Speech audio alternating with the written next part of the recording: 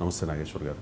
బండి సంజయ్ చాలా అగ్రెసివ్గా బీజేపీ బీఆర్ఎస్ల సంబంధించి కాంగ్రెస్ చేస్తున్న ఆరోపణల్ని తిప్పికొడుతూ ఉన్నారు.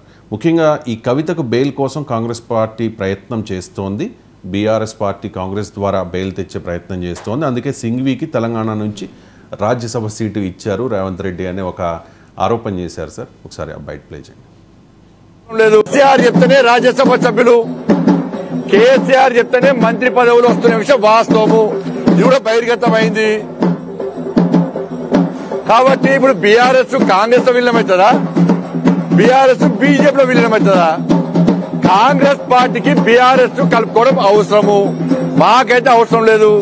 బీఆర్ఎస్ పార్టీ ఎమ్మెల్యేలు అందరు మార్గదర్శనమే ప్రభుత్వాన్ని ఏర్పాటు చేయలేము. మేము కావాల్సింది వాళ్లకు.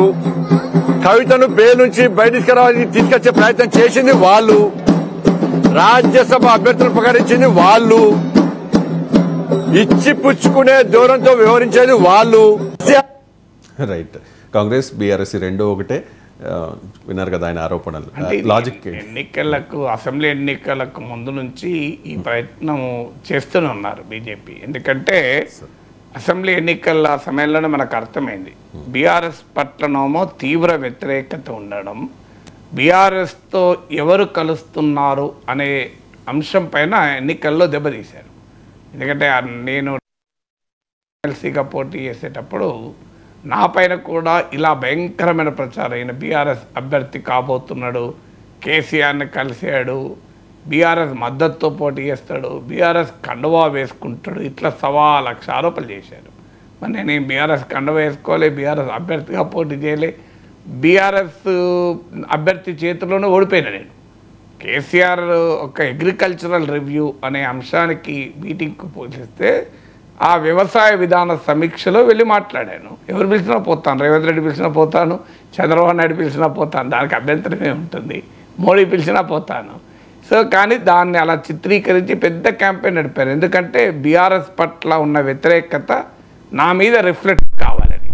తర్వాత ఎన్నికలు ఏం జరిగింది, బీఆర్ఎస్ బాగా మేనేజ్ చేసింది, ఆ ఎన్నికలు బీఆర్ఎస్ఏ గెలిచింది.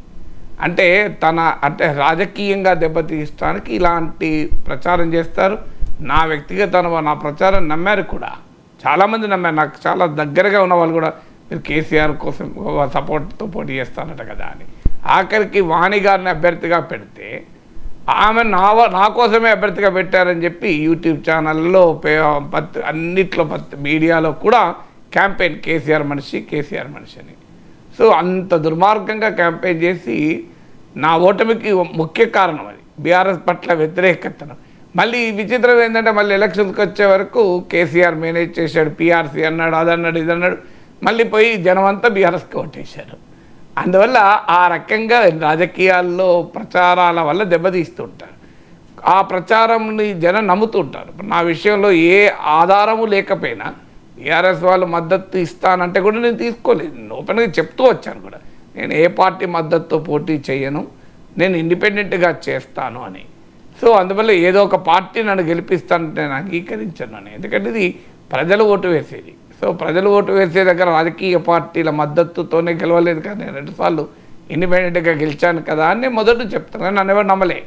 నాకు ఓటు వేయాల్సిన వాళ్ళు ఈ కారణాన ఓటేయలే. అలాగే ఎందుకు ఈ ఉదాహరణ చెప్తున్నాను అనుభవం అంటే, ఒక బలమైన ప్రచారము రాజకీయంగా బాగా దెబ్బతీస్తుంది, ప్రజలు నమ్మేస్తారు.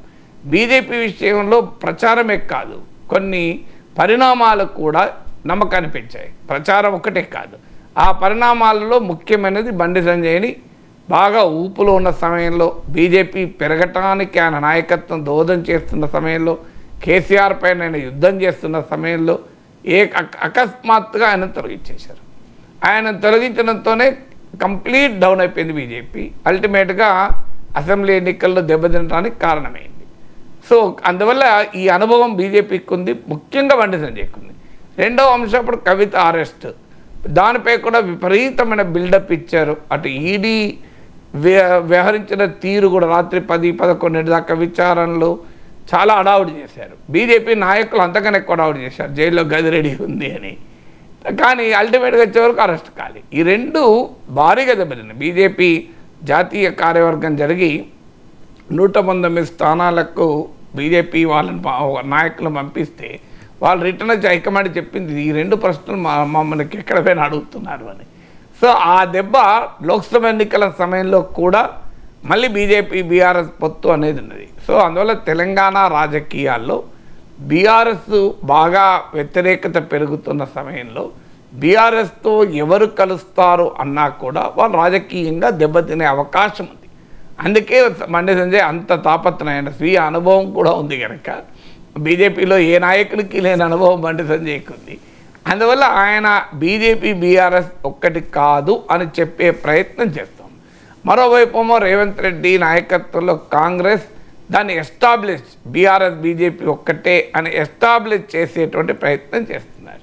సో ఈ ఒకవైపు కాంగ్రెస్ ఎస్టాబ్లిష్ చేస్తుంది, గతంలో ప్రజలు నమ్మి బీజేపీని దెబ్బతీసింది. అందువల్ల బండి సంజయ్ దానికి ప్రత్యేకంగా రోజు బీఆర్ఎస్ బీజేపీ ఒకటి కాదు అని సమర్థించుకునే ప్రయత్నంలో భాగంగా ఈ ప్రకటన చేశారు. Abhishek Singhvi is a lawyer. ఆ లాయరు కాంగ్రెస్ పార్టీ లాయరే కావచ్చు, కాంగ్రెస్ పార్టీ నాయకుడే కావచ్చు, బట్ ఇది బేసికల్లీ లాయర్ కదా. సో రాజకీయంగా పార్టీ అభ్యంతరం చెబితే తప్ప కేసులు వాదించకుండా ఉండరు. సో అభిషేక్ సింఘ్వి కాకపోతే ఇంకొక లాయర్ దొరుకుతారు. లాయర్లు సుప్రీంకోర్టులో అభిషేక్ సింఘ్వి ఒక్కరే లేరు కదా, కవితను బెయిల్ ఇప్పించే లాయర్లు చాలామంది లాయర్లు ఉన్నారు కదా. బెయిల్ ఇప్పించగలిగే సామర్థ్యం ఉన్న లాయర్లు చాలామంది ఉన్నారు. సో అందువల్ల కాంగ్రెస్ నాయకుడైన అభిషేక్ సింఘ్వి కాదంటే ఇంకో నాయకుడు ముకుల్ రోత్గియో లేకుంటే మీకు కపిల్ సిబ్బలో ఇలా టాప్ లాయర్ సుప్రీంకోర్టులో దుష్యంత్ దాబే, మామూలు లాయర్ లేరు, హరీష్ సాల్వే, పెద్ద పెద్ద లాయర్లు ఉన్నారు కదా. సో అందువల్ల ఆ లాయర్ కోసమే మీకు కలవాల్సిన అవసరం లేదు. తర్వాత బీజేపీకి ఇవాళ బీఆర్ఎస్ మద్దతు కూడా అవసరం లేదు. బీఆర్ఎస్ మద్దతుతో సంబంధం లేకుండా రాజ్యసభ సీటు గెలుస్తారు, మెజారిటీ ఉంది. సో అందువల్ల బీఆర్ఎస్ మద్దతు అవసరం ఎక్కడుంది, అవసరం లేకపోతే కలవడం ఎక్కడుంటుంది. సో అందువల్ల అభిషేక్ సింఘ్విని హిమాచల్ ప్రదేశ్ నుంచి గెలిపించాలని కాంగ్రెస్ చూసింది. అక్కడ బీజేపీ క్రాస్ ఓటింగ్ చేశారు. 6 కాంగ్రెస్ ఎమ్మెల్యేలు బీజేపీ క్రాస్ ఓటింగ్ చేయడం వల్ల అభిషేక్ సింఘ్వి ఓడిపోయారు. అభిషేక్ సింఘ్వి కాంగ్రెస్ పార్టీకి ఒక బలమైన ప్రతినిధి, చాలా ఇంటలెక్చువల్, సమర్థవంతంగా ఆర్టికులేట్ చేయగలుగుతాడు. అన్నిటికీ మించి లీగల్ లూమినరీ, అంటే సుప్రీంకోర్టులో అద్భుతమైన సామర్థ్యం ఉన్న లాయర్లు ఉన్నారు. సో వాళ్ళందరికీ అవసరం కనుక ఒక పార్టీ కాకపోతే ఒక పార్టీ వాళ్ళని పెడుతూనే ఉంటుంది. ఇప్పుడు మీకు రామ్ జెట్ మలానీ ఉండే, ఆయన వాజ్పేయి ప్రభుత్వంలో మంత్రి కూడా ఉండే. సో అలాగే మీకు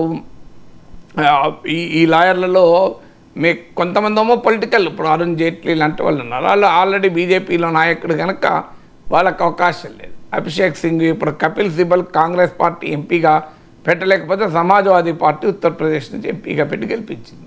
ఎస్పీ మద్దతుతో ఆయన ఇవాళ కపిల్ సిబల్ రాజ్యసభలో ఉన్నారు. సో అందువల్ల లాయర్లు సుప్రీంకోర్టు టాప్ లాయర్స్లో అభిషేక్ సింఘ్వి ఒకరు.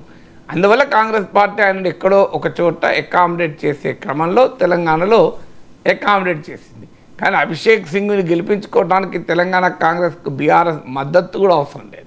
అందువల్ల కవిత బెయిల్ కొరకు బీఆర్ఎస్ మద్దతు ఇచ్చినా ఇవ్వకపోయినా కూడా ఏ రకమైన ప్రయోజనం లేదు. ఆల్రెడీ ఢిల్లీ లిక్కర్ స్కామ్లో అరవింద్ కేజ్రీవాల్ తరఫున ఈ కేసులో అభిషేక్ సింఘ్వి లాయర్ కూడా. సో అందువల్ల కొత్తగా ఈ బెయిల్ కొరకే 2 పార్టీలు కలుస్తాయనడానికి అవకాశమే లేదు. బట్ దాన్ని ఎందుకు బండి సంజయ్ పదే ప్రస్తావిస్తున్నారంటే ఏ చిన్న ఆధారం లాంటిది దొరికినా బీఆర్ఎస్తో బంధం ఉంది అని ఎస్టాబ్లిష్ చేయడానికి అటు కాంగ్రెస్ ఇటు బీజేపీ నిరంతరం ప్రయత్నం చేస్తూనే ఉంది. తన రాష్ట్ర అధ్యక్షుడి పదవి పోయిందనే ఒక వ్యక్తిగతమైన అక్కసు ఉండవచ్చేమో బండి సంజయ్కి. కానీ ఆయన కేంద్ర హోంశాఖ సహాయ మంత్రిగా ఉన్నారు కాబట్టి అధిష్టానానికి చెప్పకుండానే ఇటువంటి వ్యాఖ్యలు చేస్తూ ఉన్నారని అనుకోవచ్చు అంటారు. అధిష్టానానికి అభ్యంతరమే ఉంటుంది నీ వ్యాఖ్యల వల్ల. దీనివల్ల ఏంటి అభ్యంతరం నాకు అర్థం. అంటే బండి సంజయ్ స్టాండే, అధిష్టానం స్టాండే, బీజేపీ స్టాండ్కు బండి సంజయ్ స్టాండ్కి ఏం తేడా ఉంది? తేడా ఏముంది అంటే బండి సంజయ్ తప్ప మిగిలిన నాయకులు ఎవరు ఎందుకు మాట్లాడుతున్నారు? అందరూ మాట్లాడుతున్నారు. ఈ కాంగ్రెస్ బీఆర్ఎస్ ఒకటే, కిషన్ రెడ్డి మాట్లాడాడు, అందరూ మాట్లాడారు. మీరు బండి సంజయ్ ఒకటే మీరు చూసుంటారు, బండి సంజయ్ అందరూ మాట్లాడారు. రోజుకో సంచలనం కదా సార్. బండి సంజయ్ మాట్లాడితే వార్త అవుతుంది. ఎందుకంటే ఆయన పార్టీలో ఒక నాయకుడు కిషన్ రెడ్డి కూడా మాట్లాడాడు. బీజేపీలో అందరూ మాట్లాడుతున్నారు. అది కాంగ్రెస్ బీఆర్ఎస్ ఒక్కటే. కాంగ్రెస్ విషయంలో బీజేపీ వైఖరి బండి సంజయ్ వైఖరి తేడా ఉంటుందా అండి? కాంగ్రెస్ పార్టీని అటాక్ చేసే విషయంలో బీజేపీ వైఖరి కాంగ్రెస్ వైఖరికి ఏం తేడా, బీజేపీ వైఖరికి బండి సంజయ్ వైఖరికి ఏం తేడా ఉంటుంది? అందువల్ల వ్యక్తిగతంగా పదైపోయడానికి రేవంత్ రెడ్డి కారణం కాదు, కాంగ్రెస్ కారణం కాదు. అక్కస్ ఎందుకు ఉంటుంది వాళ్ళ మీద? బండి సంజయ్కి బండి సంజయ్ అధ్యక్ష పదవి నుంచి పంపించడానికి రేవంత్ రెడ్డి కారణమా కాంగ్రెస్ కారణమా? ఆయన వ్యక్తిగత అక్కస్ ఎందుకు ఉంటుందని మీ ప్రశ్నలో అర్థం ఏముంది చెప్పండి నాకు. వ్యక్తిగత అక్కస్ ఎందుకు ఉంటుంది? రేవంత్ రెడ్డి తీసేయించాడా, సోనియా గాంధీ తీసేయించారా? ఆయన పదైపోవడానికి వీళ్ళిద్దరు కారణం కాదు కదా, కాంగ్రెస్ పార్టీ కారణం కాదు. తర్వాత ఆయనకు బండి సంజయ్ వారి వ్యూహాత్మకంగా ఏ కారణాలైనా కానివ్వండి, అప్పుడు అందరికీ తెలుసు ఈటల రాజేందర్ వీళ్ళంతా భారీగా ప్రచారం చేయడము, బీజేపీలో ఉన్న అంతర్గత పరిణామాలు బండి సంజయ్ అధ్యక్ష పదవి కోల్పోవడానికి కారణమైంది. కానీ అది అయినంత మాత్రాన బండి సంజయ్ గౌరవం ఏం తగ్గలేదు కదా. మన ఈటల రాజేందర్కు మంత్రి పదవి రాలే, బండి సంజయ్కి వచ్చింది, మనం మర్చిపోకూడదు. డీకే అరుణకు రాలే, సీనియర్లు ఉన్నా కూడా మీకు బండి సంజయ్కి మంత్రి ఇచ్చారు. అంటే అది కూడా అమిత్ షా బండి సంజయ్కి వ్యతిరేకం అనే క్యాంపెయిన్ కూడా నడిచింది. అమిత్ షా బండి సంజయ్కి వ్యతిరేకం కాదు వ్యక్తిగతంగా. అమిత్ షా అంచనా ఇంకొకరు అంచనాలో తేడా ఉండొచ్చు. ఇప్పుడు ఒకరు అంచనా బండి సంజయ్ని కొనసాగిస్తే లాభం అని ఒకరికి ఉండొచ్చు అంచనా, లేదు బండి సంజయ్ని మార్చి ఈటల రాజేందర్ పెడితే ఇంకా ఎక్కువ లాభం అని ఇంకొకరికి ఉండొచ్చు అంచనా. అంచనాల్లో తేడా ఉండొచ్చు. కానీ బండి సంజయ్ ఇది committed BJP worker, committed RSS worker. ఆయన మీద బీజేపీ జాతీయ నాయకత్వంలో ఎవరికి కూడా ప్రత్యేకమైన కోపం ఉంటుందని అనుకోను. అది ప్రూవ్ అయింది కదా. నేను ఈ మాట చాలా ముందు కూడా అంటే నాగేశ్వర్ బండి సంజయ్ గురించి పాజిటివ్గా మాట్లాడతాను. నాకేముంది ఎవరి మీదైనా పాజిటివ్ నెగిటివ్ అని ఉండదు, ఏది రియలో అది మాట్లాడతాను. సో నిజమైన ప్రూవ్ అయింది కదా, నేను చెప్పింది ప్రూవ్ అయిందా లేదా? బండి సంజయ్కి కేంద్ర మంత్రి పదవి ఇవ్వడమే కాదు, అమిత్ షా దగ్గర హోంమంత్రి పదవి ఇచ్చారు. నిజంగానే అమిత్ షాకు బండి సంజయ్ మీద కోపం ఉంటే ఆయన దగ్గర ఎందుకు పెట్టుకుంటాడండి? రోజు పొద్దున్న ఈయన ముఖం చూడాలి కదా. ఆయన హోంశాఖ సహాయ మంత్రిగా ఎందుకు తీసుకున్నాడు మరి అమిత్ షా? అందువల్ల Bandi Sanjay represents the BJP. BJP లక్ష్మణ రేఖను దాటి బండి సంజయ్ ఒక మాట అనడు, ఒక పని చేయడు. అంత కమిటెడ్ భారతీయ జనతా పార్టీ నాయకుడు. సో ఆయనను అధ్యక్షుడిగా పదవి నుంచి తొలగించడం పట్ల ఆయనకు వ్యక్తిగత అక్కసు అన్నది రాకపోవడం. బాధ ఉండొచ్చు, బాధ ఆయనకే ఉన్నది. బీజేపీలో ఉన్న సగటు కార్యకర్తలందరూ బాధపడ్డారు, బీజేపీ అభిమానులు బాధపడ్డారు, బీజేపీ సానుభూతి పనులు బాధపడ్డారు. బీజేపీ చేసిన పెద్ద స్ట్రాటజిక్ బ్లండర్ అని నాలాంటి వాళ్ళు రోజు చెప్పాము. సో నేనేమి బండి సంజయ్ బీజేపీ మనిషినేం కాను కదా, కానీ అది రియాలిటీ కదా. ఇప్పుడు దుబ్బాక, జిహెచ్ఎంసీ, హుజురాబాద్ బండి సంజయ్ నాయకత్వంలో ఒక చెక్క పార్టీ బాగా ఊపులోకి వచ్చిన మాట నిజం. తర్వాత అనేక మంది నాయకులు ఈటల రాజేందర్తో సహా బండి సంజయ్ అధ్యక్షుడిగా ఉన్నప్పుడే పార్టీలో చేరింది నిజం. సో ఆయన కేసీఆర్ పైన గట్టిగా పోరాడుతున్న సందర్భం కూడా నిజం. మరి బండి సంజయ్ ఎందుకు మార్చారో ఎవరికి అర్థం కాలే. అందువల్ల బండి సంజయ్ నేను మార్చడం పట్ల ఆయనకు వ్యక్తిగతంగా బాధ ఉంటే ఉండవచ్చు, సహజంగా ఉంటుంది కదా. ఇప్పుడు బాగా పర్ఫార్మ్ చేస్తున్నప్పుడు క్రికెట్ టీంలోకి వెళ్ళి తీసేస్తే ఎవరికైనా బాధ ఉంటుంది, ఉండదు? మీరు బాగా బ్రహ్మాండంగా యాంకరింగ్ చేస్తున్నారు, మీ ప్రోగ్రాంలకు బాగా రేటింగ్లు వస్తున్నాయి, వ్యూస్ వస్తున్నాయి, మేము సడన్గా ఆ ప్రోగ్రాం చేయొద్దన్నారు అనుకోండి, ఉద్యోగం తీసేయడం పక్క పెట్టు, ప్రోగ్రాం చేయొద్దన్నా కూడా మీలో అయ్యో నేను ఏం తప్పు చేసినా నా ప్రోగ్రాంలో బ్రహ్మాండంగా రేటింగ్ వస్తుంది, వ్యూస్ వస్తాను, నన్ను ఎందుకు వద్దన్నారు అనిపించలేదా? అలాగే బండి సంజయ్ కూడా అనిపించచ్చు, తప్పలేదు. కానీ బండి సంజయ్ ఎంత బాధపడ్డాడో తెలియదు. కానీ బీజేపీలో ఆర్ఎస్ఎస్ నేపథ్యం ఉన్న సగటు కార్యకర్త ప్రతి ఒక్కడు బాధపడ్డాడు, బీజేపీ అభిమానులు బాధపడ్డారు, ఓటర్లు బాధపడ్డారు, సానుభూతి పనులు బాధపడ్డారు. అందువల్ల దానికి ఇవాళ కాంగ్రెస్ పార్టీ పైన బండి సంజయ్ పోరాటం చేయడానికి ఏంటి లింక్? బీజేపీ నాయకుడు ఖచ్చితంగా కాంగ్రెస్ పైన పోరాడతాడు. మీరు అన్నట్లు బీఆర్ఎస్ పట్ల బండి సంజయ్కి వ్యతిరేకత ఉండొచ్చు, నేను ఒప్పుకుంటాను. బీజేపీలో ఇప్పుడు గతంలో కూడా చంద్రబాబు నాయుడు అనుకూల బీజేపీ, వ్యతిరేక బీజేపీ అని బీజేపీలో ఉండేది ఆంధ్రప్రదేశ్లో. సోమ్ వీర్రాజు ఇలాంటి వాళ్ళు వ్యతిరేక బీజేపీ, జీవీఎల్ నరసింహారావు ఇలాంటి వాళ్ళు అనుకూల బీజేపీలో, ఖమ్మంపాటి హరిబాబు, విష్ణుకుమార్ రాజు, వెంకయ్య నాయుడు ఉన్నప్పుడు ఇలా బీజేపీలో మన 2014-19 మధ్య కాలంలో తెలుగుదేశంలో బీజేపీలో చంద్రబాబు అనుకూల బీజేపీ, చంద్రబాబు వ్యతిరేక బీజేపీ. తెలంగాణలో కూడా కేసీఆర్ అనుకూల బీజేపీ, కేసీఆర్ వ్యతిరేక బీజేపీలు ఉండొచ్చు. కేసీఆర్తో వాళ్ళు నష్టం లేదు, కేసీఆర్తో కలిస్తే లాభం అనుకునే వాళ్ళు ఉండొచ్చు. ఖచ్చితంగా బండి సంజయ్ మాత్రం ఆయనకు అవకాశం ఉంటే బీజేపీ బీఆర్ఎస్ కలయికను ఆయన ఎట్టి పరిస్థితుల్లో అంగీకరించాడు. సో అది ఆయన రాజకీయ వైఖరి, ఆ ఆయన అభిప్రాయం అది ఇప్పుడు బీజేపీ అభిప్రాయానికి ఏమి తేడా ఏమీ లేదు కదా. అందువల్ల బీజేపీకి భిన్నంగా బండి సంజయ్ మాట్లాడుతున్నాడు అనే సూత్రీకరణ పూర్తిగా తప్పు. Right sir. And Bandi Sanjay మరో కామెంట్ చేశారు సార్, కాంగ్రెస్ బీఆర్ఎస్ ఈ రెండు పార్టీలు ఒకటే, కాంగ్రెస్ పార్టీ ఎన్నికల్లో గెలవడానికి 6 గ్యారంటీలు ఇచ్చింది, ఆ గ్యారంటీల నుంచి ప్రజల్ని డైవర్ట్ చేయడానికి మాత్రమే ఈ విగ్రహాల మీద చర్చ జరుపుతూ ఉన్నారు అని చెప్పి సెక్రటేరియట్లో రాజీవ్ గాంధీ విగ్రహాన్ని ఏర్పాటు చేశారు. సో మేము అధికారంలోకి వస్తే ఖచ్చితంగా ఆ రాజీవ్ గాంధీ విగ్రహాన్ని తీసేసి తెలంగాణ తల్లి విగ్రహాన్ని పెడతాము అని చెప్పి కేటీఆర్ చెప్పిన నేపథ్యంలో బండి సంజయ్ కామెంట్ సార్ ఇది. ఒకసారి బయట గాంధీ గారు ఈ రుణమాఫీ అంత బోకస్ 70% రుణమాఫీ జరుగుతుందని చెప్పి మొత్తుకుంటే వాళ్ళ నుంచి ఆన్సర్ వస్తలేదు అధికార పార్టీ నుంచి. ఇప్పుడు విగ్రహాలలో స్టార్ట్ అయింది, విగ్రహాలలో వాళ్ళు విగ్రహం పెడుతుంటే వీళ్ళు తీసేస్తారట, అది సమస్య. అది రుణమాఫీ విషయంలో ప్రజల్లో కూడా చర్చ జరుగుతుంది కాబట్టి ప్రభుత్వం మీద వ్యతిరేకత వస్తుంది కాబట్టి కాంగ్రెస్ పార్టీని కాపాడడానికి బీఆర్ఎస్ పార్టీ రాజీవ్ గాంధీ గారి విగ్రహం సమస్య ఎత్తుకున్నది. అది పెద్ద సమస్య వీరిద్దరికి పుడియా. దీని సవాల్ వేసుకుంటున్నారు ఇవాళ. ఎందుకు అయితే ప్లాన్ ప్రకారం రుణమాఫీ విషయంలో ప్రజల దృష్టిని మళ్లించడానికి కేసీఆర్ కొడుకు ఏదో నిన్న పెద్ద పోటీ కనుక విగ్రహం తొలగిస్తామని వీళ్ళంటారు, తొలగిస్తే మీ సంగతి చూస్తాను వాళ్ళంటారు, అది సమస్య అని చెప్పండి ఇవాళ. Right sir. అంటే బీఆర్ఎస్ రుణమాఫీ నుంచి ప్రజల దృష్టిని మళ్లించడానికి కాంగ్రెస్కు సహకరించేందుకు ఈ రాజీవ్ విగ్రహ ఇష్యూ తీసుకొచ్చింది అని బండి సంజయ్ ఆరోపణ. కానీ రుణమాఫీపై కూడా వాళ్ళు పోరాడుతున్నారు కదా. రుణమాఫీ జరగలేదని బీజేపీ నాయకుల కన్నా ఎక్కువ గట్టిగా బీఆర్ఎస్ నాయకులు మాట్లాడుతున్నారు. ఇప్పుడు హరీష్ రావు ఇవాళ యాదగిరిగుట్ట కూడా వెళ్తున్నట్టున్నాడు రుణమాఫీ విషయంలో. అందువల్ల రుణమాఫీ విషయంలో బీఆర్ఎస్ ఏమీ తక్కువ మాట్లాడలేదు. ఆ మాటకొస్తే బీజేపీ నాయకుల కన్నా చాలా ఎక్కువ మాట్లాడుతున్నారు. సో అందువల్ల రుణమాఫీ పైన రాష్ట్ర వ్యాప్తంగా కూడా నిరసనలు కూడా తెలిపారు. ఇంకా నాకు గుర్తున్నంత వరకు బీజేపీ ఏమీ నిరసనలకు ఏం పిలిపియలేదు. అందువల్ల బీఆర్ఎస్ రుణమాఫీ పైన మాట్లాడడం లేదు, రుణమాఫీ నుంచి దృష్టి మళ్లించేందుకు పనిచేస్తున్న నిజం కాదు. అది కూడా బండి సంజయ్ ప్రయత్నం ఏంటంటే మళ్ళీ బీఆర్ఎస్ కాంగ్రెస్ ఒక్కటే అని. ఎందుకు ఆయన ఆ ప్రయత్నం చేస్తున్నాడంటే రేవంత్ రెడ్డి రోజు బీఆర్ఎస్ బీజేపీ ఒకటే అని చెప్తున్నాడు కదా. కాంగ్రెస్ నాయకులు బీఆర్ఎస్ బీజేపీ ఒకటే అని ఎస్టాబ్లిష్ చేసే ప్రయత్నంలో ఉన్నారు. గతంలో ఎస్టాబ్లిష్ చేసి లాభం పొందారు కనుక బీజేపీ నేత బండి సంజయ్ కాంగ్రెస్ బీఆర్ఎస్ఏ కలుస్తుంది అని చెప్పడానికి రాజీవ్ విగ్రహం నుంచి మొదలుకొని అభిషేక్ సింఘ్వి వరకు ఏ ఉదాహరణనైనా దానికి లింక్ చేస్తూ ఉంటారు. అంతే తప్ప బీఆర్ఎస్ కేవలం రాజీవ్ విగ్రహం గురించే మాట్లాడి రుణమాఫీ పైన మాట్లాడలేదనేది కరెక్ట్ కాదు. రుణమాఫీ పైన లాస్ట్ 1 వీక్ 10 డేస్ పేపర్లు చూస్తే ప్రతిరోజు ఫ్రంట్ పేజ్లో ఉన్నది కదా. రుణమాఫీ పైన హరీష్ రావు కేటీఆర్ మాట్లాడింది, కేసీఆర్ మాట్లాడలేదు. కేసీఆర్ దేని మీద మాట్లాడింది ఇదే కాదు కదా.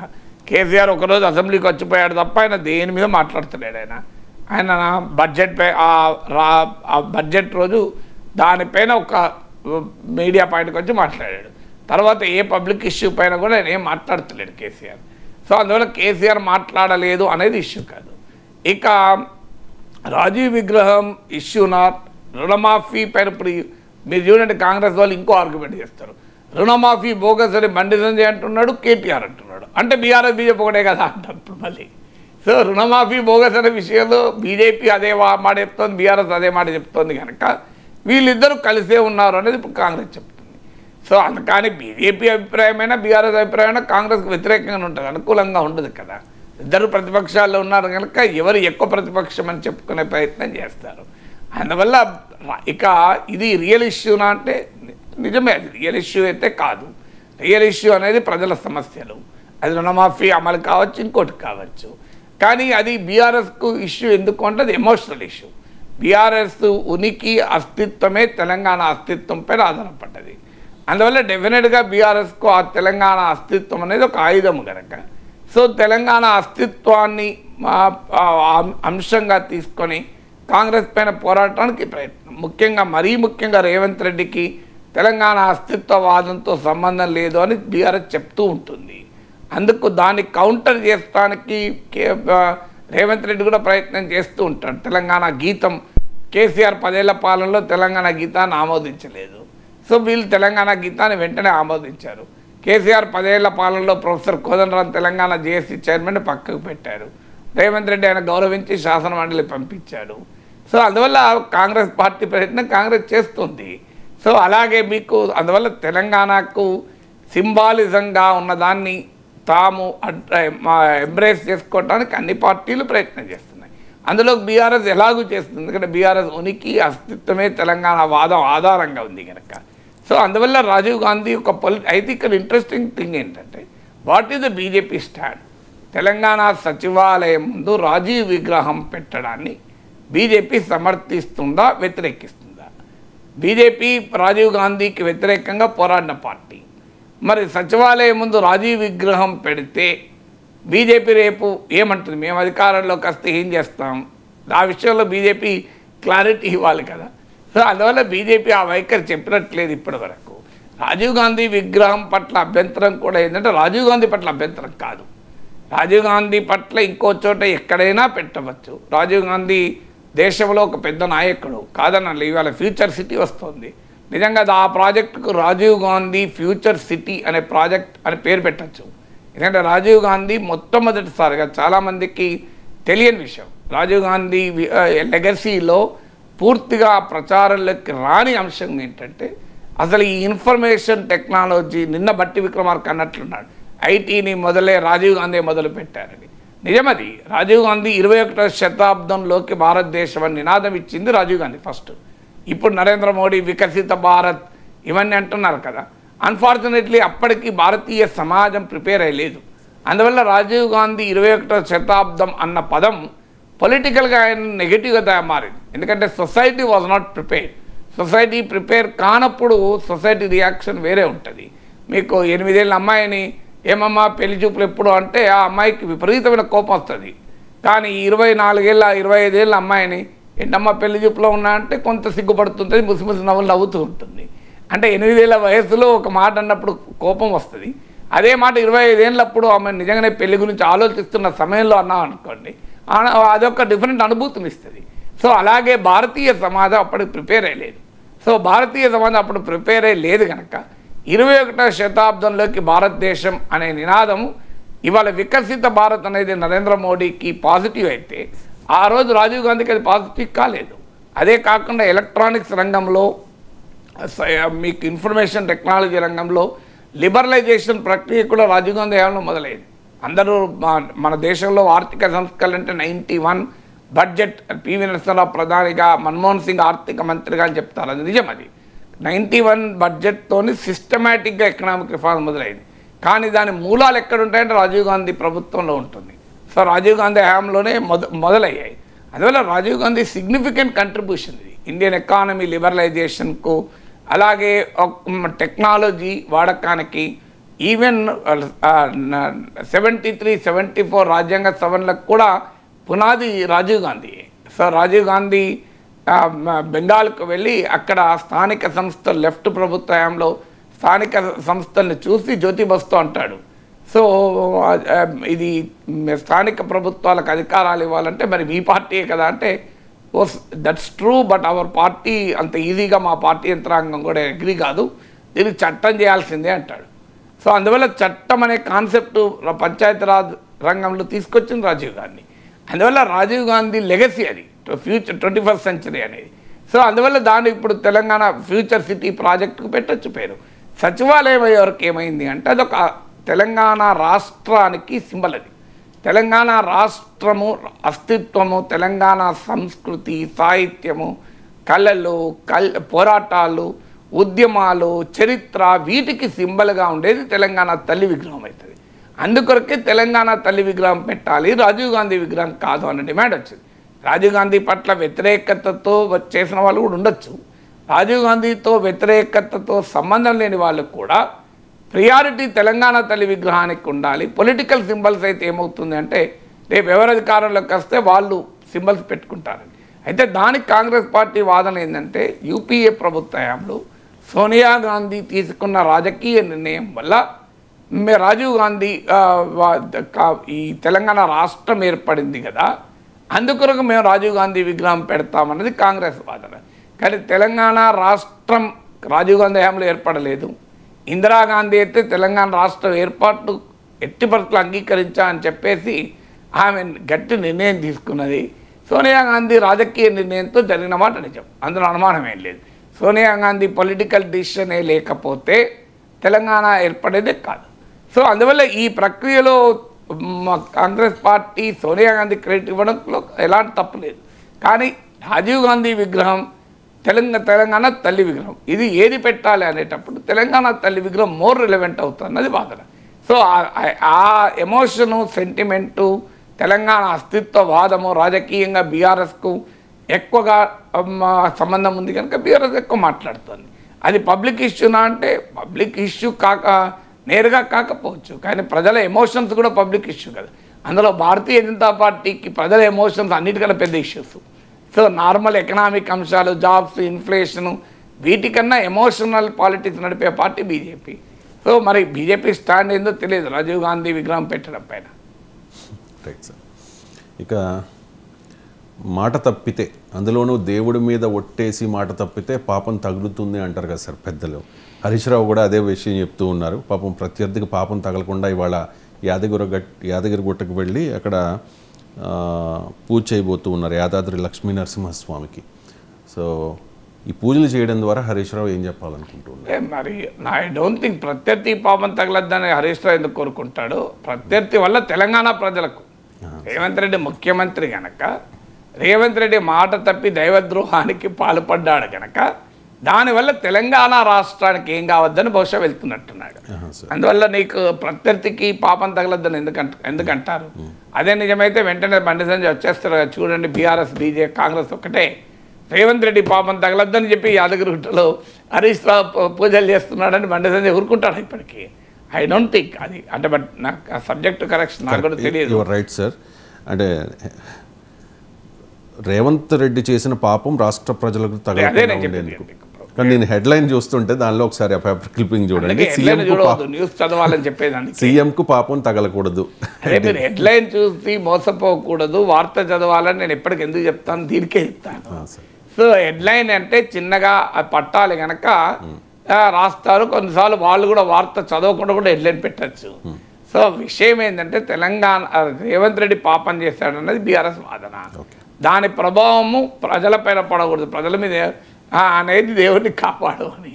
అంటే మన రాజకీయాల్లో దేవుని ఎందుకు పట్టుకొచ్చారు? ఇప్పుడు నిన్న చంద్రబాబు నాయుడు కేసులో సుప్రీంకోర్టు ఏమన్నది, మీ రాజకీయాలలోకి మా కోర్టులో పట్టుకురాకండి అన్నది.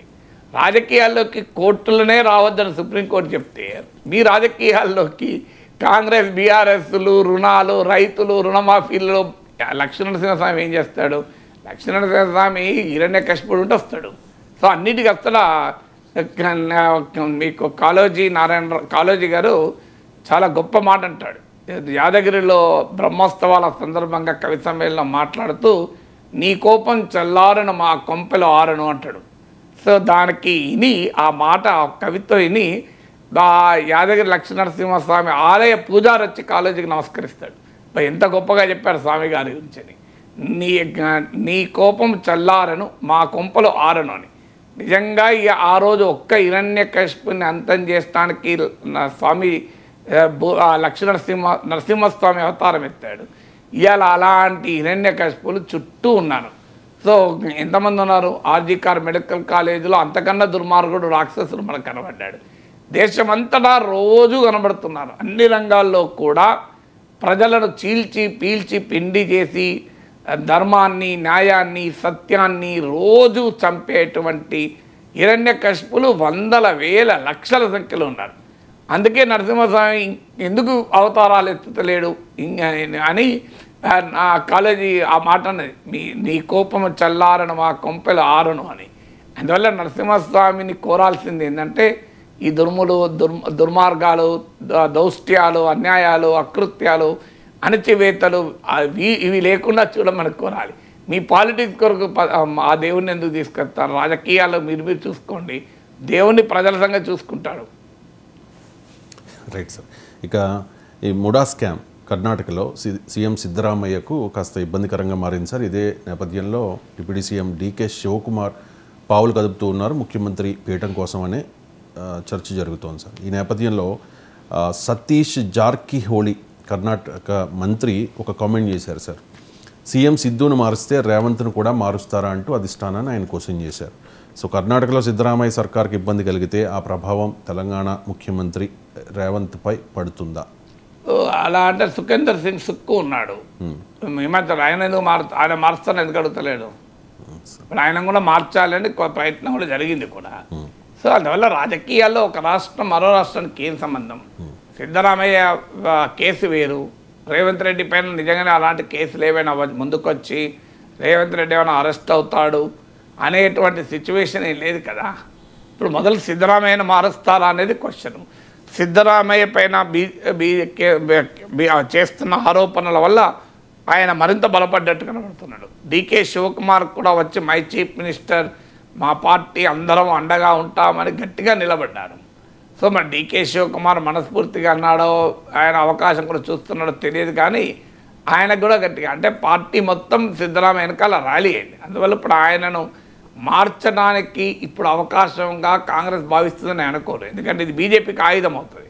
సిద్ధరామయ్యను ఇప్పుడు మారిస్తే బీజేపీకి ఆయుధం అవుతుంది, కాంగ్రెస్ నష్టపోతుంది కదా. కాంగ్రెస్ పార్టీ ముఖ్యమంత్రి కదా, అవునా కాదన్నా. సో అందువల్ల అవునా కాదనడానికి కూడా ఏం లేదు కదా.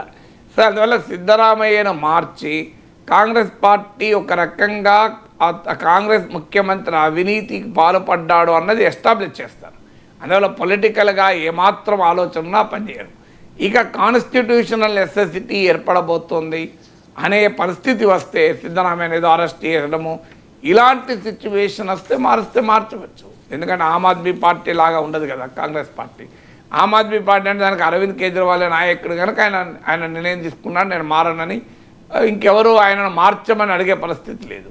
కానీ కాంగ్రెస్లో అలా ఉండదు కదా. ఆల్రెడీ సిద్ధరామయ్య శివకుమార్ల మధ్య పోటీ ఉంది, ముఖ్యమంత్రి పదవికి ఇద్దరు పోటీ పడ్డ మాట నిజం. సో అందువల్ల సిద్ధరామయ్యని ఇప్పుడున్న పరిస్థితుల్లో కాంగ్రెస్ పార్టీ మార్చి చేతులు కాల్చుకుంటుందని అనుకోను. ఒకవేళ మార్చాల్సిన పరిస్థితి వచ్చిన రోజు చెప్పలేము, ఎందుకంటే ఆల్రెడీ పొలిటికల్గా ఫైట్ ఉంది కనుక. కానీ ఆ పరిణామాలకు కాంగ్రెస్ పార్టీ పరిణామాలకి ఏంటి? రేవంత్ రెడ్డి మార్చమని ఎవరైనా అడిగారు ఇక్కడ? రేవంత్ రెడ్డికి పోటీ ఉన్నమాట నిజం, ఆ రోజుల్లో పోటీ. కానీ మనం గమనిస్తే కర్ణాటక ముఖ్యమంత్రి పదవి తేలడానికి వారం రోజులు పట్టింది. సిద్ధరామయ్య శివకుమార్లతో అధిష్టానం కంటిన్యూస్గా చర్చలు జరిపి రిజాల్వ్ చేయాల్సి వచ్చింది. కానీ మీరు రేవంత్ రెడ్డిది 24 గంటల్లో తెలిపింది కదా. అంటే వాస్తవంగా రేవంత్ రెడ్డి విషయంలో చాలామంది ఊహించిన, మీడియా ఊహించినంత పోటీ కూడా లేదు కాంగ్రెస్ పార్టీలో. ఎందుకంటే నాకు గుర్తు ఇంకా అప్పటికి సిఎల్పి నేతల అధిష్టానం ఫైనల్ చేయలేదు.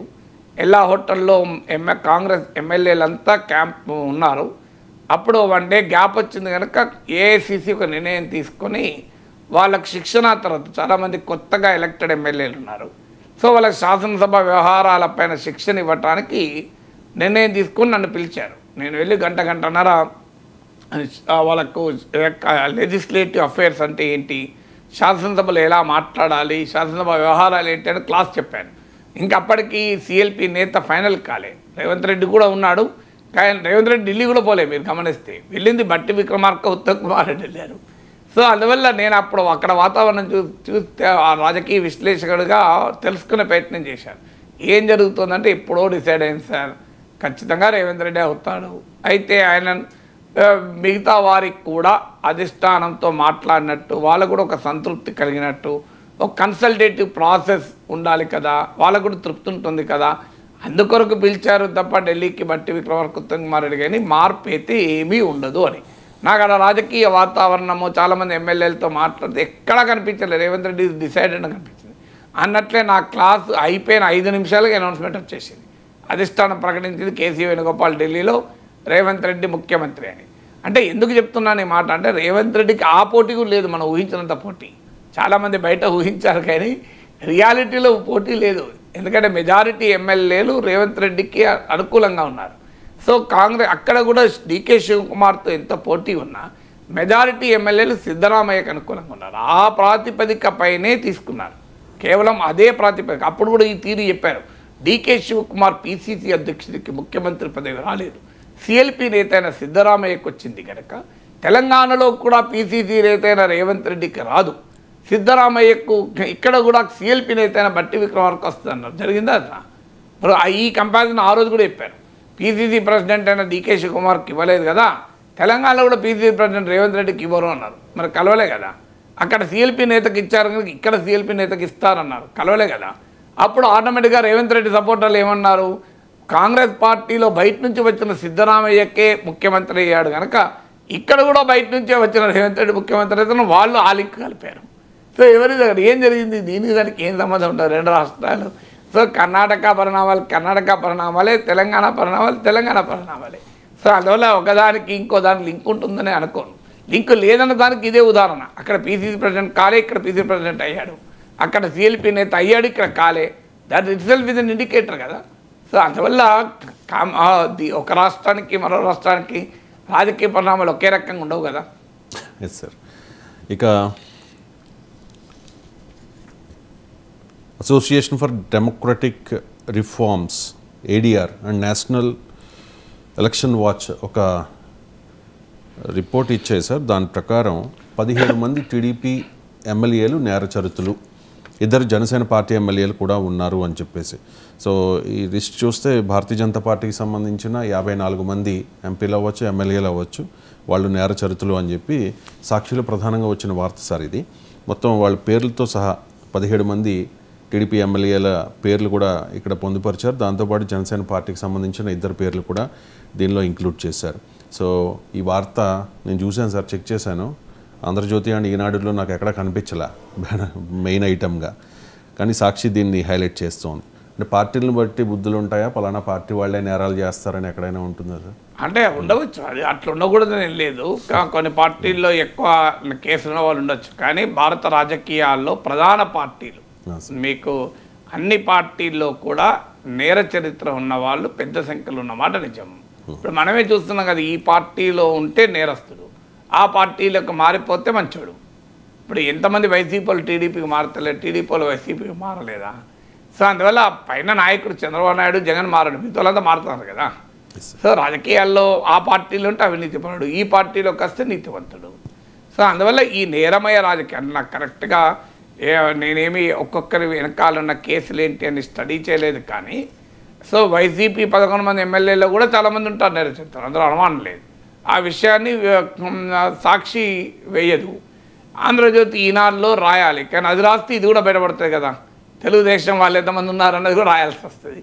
అందువల్ల వాళ్ళు దానికి ప్రియారిటీ ఇవ్వరు. అంటే మీడియా కూడా వార్తను వాస్తవాన్ని వాస్తవంగా చెప్పే ధైర్యము సాహసం మీడియా చేయడం లేదు. తమ రాజకీయ పాక్షిక దృష్టితో మాత్రమే చూస్తుంది. ఇప్పుడు నేనేం మొహమాట లేకుండా అంటున్నా కదా. సో సాక్షి రాసింది ఒక పార్ట్ ఆఫ్ ద స్టోరీ. ఖచ్చితంగా వైసీపీ ఎమ్మెల్యేలు, ఎంపీల పైన కూడా కేసులు ఉంటాయి. 11 కూడా రాయలే కదా సాక్షి. నాకు మీరు చదివింటారు కదా సాక్షి కథనాన్ని. లేదు సార్, వైసీపీ అనే ప్రస్తావన లేదు, ప్రస్తావన లేదు. మొన్న అదన్నా రాయాలి కదా. సో వైసీపీ వాళ్ళ మీద లేవన్నా రాయాలి కదా, రాయలే కదా. వైసీపీ వాళ్ళ పైన ఏ కేసు లేదు అని రాశారా? రాయలే కదా. అంటే బహుశా వాళ్ళ మీద కూడా బహుశా గ్యారంటీగా ఉంటాయి. జగన్మోహన్ రెడ్డి పైన కేసులు ఉన్నాయి కదా, వేరే వాళ్ళు ఎందుకు, జగన్మోహన్ రెడ్డి పైన కేసులు ఉన్నాయి కదా. సో అందువల్ల అంటే అంత జర్నలిజం పొలిటికల్ జర్నలిజంగా మారిపోయింది. సో అందువల్ల వైసీపీ వాళ్ళది రాస్తే టీడీపీ వాళ్ళది కూడా రాయాల్సి వస్తుంది కనుక ఈనాడు, ఆంధ్రజ్యోతిలో దానికి ఆ ప్రియారిటీ ఇవ్వకుండా లోపల పడేశారు. సో ఈనాడు, ఆంధ్రజ్యోతి రాయలేదు కనుక సాక్షి దాన్ని బ్యానర్ హెడ్లైన్ చేసి టీడీపీ వాళ్ళదే రాసి వైసీపీ వాళ్ళ గురించి మాట్లాడలేదు. రియాలిటీ ఏంటంటే 2 పార్టీల్లో కూడా నేర చరిత్ర ఉన్న ఎమ్మెల్యేలు, ఎంపీలు ఉన్నారు. ఇక సంఖ్య ఎంత 2 పార్టీలు ఏంటి, బీజేపీలో ఉన్నారు, కాంగ్రెస్లో ఉన్నారు. దాదాపు ప్రధాన పార్టీల అన్నిట్లో కూడా ఈ నేర చరిత్ర ఉన్న వాళ్ళు ఉన్నారన్నది నిజం. అందులో క్రిమినల్ కేసులు కాదు. ఇక్కడ ఆంధ్రప్రదేశ్ ఎమ్మెల్యేల గురించి నేను స్టడీ చేయలేదు, కానీ దేశంలో ఉన్న phenomenon association for democratic reforms చాలా నివేదికలో చెప్పింది. మర్డరు, రేపు, గృహదానాలు ఇలాంటి కేసులు ఉన్న వాళ్ళు కూడా చాలామంది ఉన్నారు. సో మామూలుగా లేదు, ఇలాంటి కేసులు ఉన్న వాళ్ళు కూడా ఉన్నారు. సో ఇప్పుడు బ్రిజ్భూషణ్ శరణ్ సింగ్ ఎంతమంది రెస్లర్లు ఎన్ని నెలలు పోరాడంటే రోడ్డు మీదకి వచ్చి, ఇలా కేసు చూసాం కదా. షాబుద్దీన్ ఎంత చరిత్ర మీకు. సో అజాం ఖాన్ పైన ఎన్ని కేసులు ఉంటాయి, ఆఖరి సభ్యత్వాలు రద్దు, ఇలా ఎంతమంది లేరు. సో అందువల్ల నేరస్తులు పెద్ద ఎత్తున రాజకీయాల్లో ఉన్నమాట నిజం. ఎందుకంటే అక్రమ డబ్బుతో రాజకీయాలు శాసించబడుతున్నాయి. అక్రమ డబ్బు ఉండాలంటే నేర చరిత్ర ఉండాల్సిందే. నేర చరిత్ర లేకుండా అక్రమ డబ్బులు ఎట్లుంటాయి? అందువల్ల ఇవన్నీ ఇంటర్లింక్డ్ కనుక మనీ, క్రైమ్ ఇది ఇంటర్లింక్. ఇది నేను చెప్పడం కాదు, ఎన్ఎన్ వోహ్రా నాయకత్వంలో కేంద్ర హోంమంత్రిత్వ శాఖలో కార్యదర్శిగా పనిచేసిన ఎన్ఎన్ వోహ్రా నాయకత్వంలో కేంద్ర ప్రభుత్వం కమిటీ చేసింది. ఆ కమిటీ చెప్పింది భారతదేశంలో క్రిమినలైజేషన్ ఆఫ్ పాలిటిక్స్ ఒక ఛాలెంజ్గా మారిందని దశాబ్దాల క్రితమే చెప్పింది. Politician, business men, bureaucrat, criminal, ఈ నలుగురి మధ్య నెక్సెస్ ఉంది అని ఎన్ఎన్ వోహ్రా కమిటీ చాలా కాలం క్రితమే చెప్పింది. అందువల్ల రాజకీయాలపైన ఈ సమస్య మొదటి నుంచి ఉంది. జయప్రకాష్ నారాయణ పార్టీ పెట్టకముందు కూడా లోక్సత్తా తరఫున ఈ డేటా ఇచ్చేవాళ్ళు. సో అందువల్ల ఈ ట్రెండ్ క్రైమ్ అండ్ పాలిటిక్స్ మధ్య నెక్సెస్ అనేది భారత రాజకీయాలు, భారత ప్రజాస్వామ్యం ఎదుర్కొంటున్న ఒక పెద్ద సవాల్. ఇందులో పార్టీలను పేర్లు చెప్పి ఈ పార్టీ వాళ్ళు ఆ పార్టీ, ఆ పార్టీ వాళ్ళు ఈ పార్టీ అని ఆరోపించుకున్న కన్నా ఈ క్రిమినల్ నేపథ్యం ఉన్న వారిని రాజకీయాల్లో ఎలా తగ్గించాలనేది రాజకీయ పార్టీ ఆలోచించాలి. అలా ఎందుకు ఆలోచిస్తే మా పార్టీలో ఉంటే క్రిమినల్ అయినా మంచోడే, పక్క పార్టీలో ఉన్నవాడు మంచోడైనా క్రిమినలే, ఇది కదా రాజకీయం. Yes sir.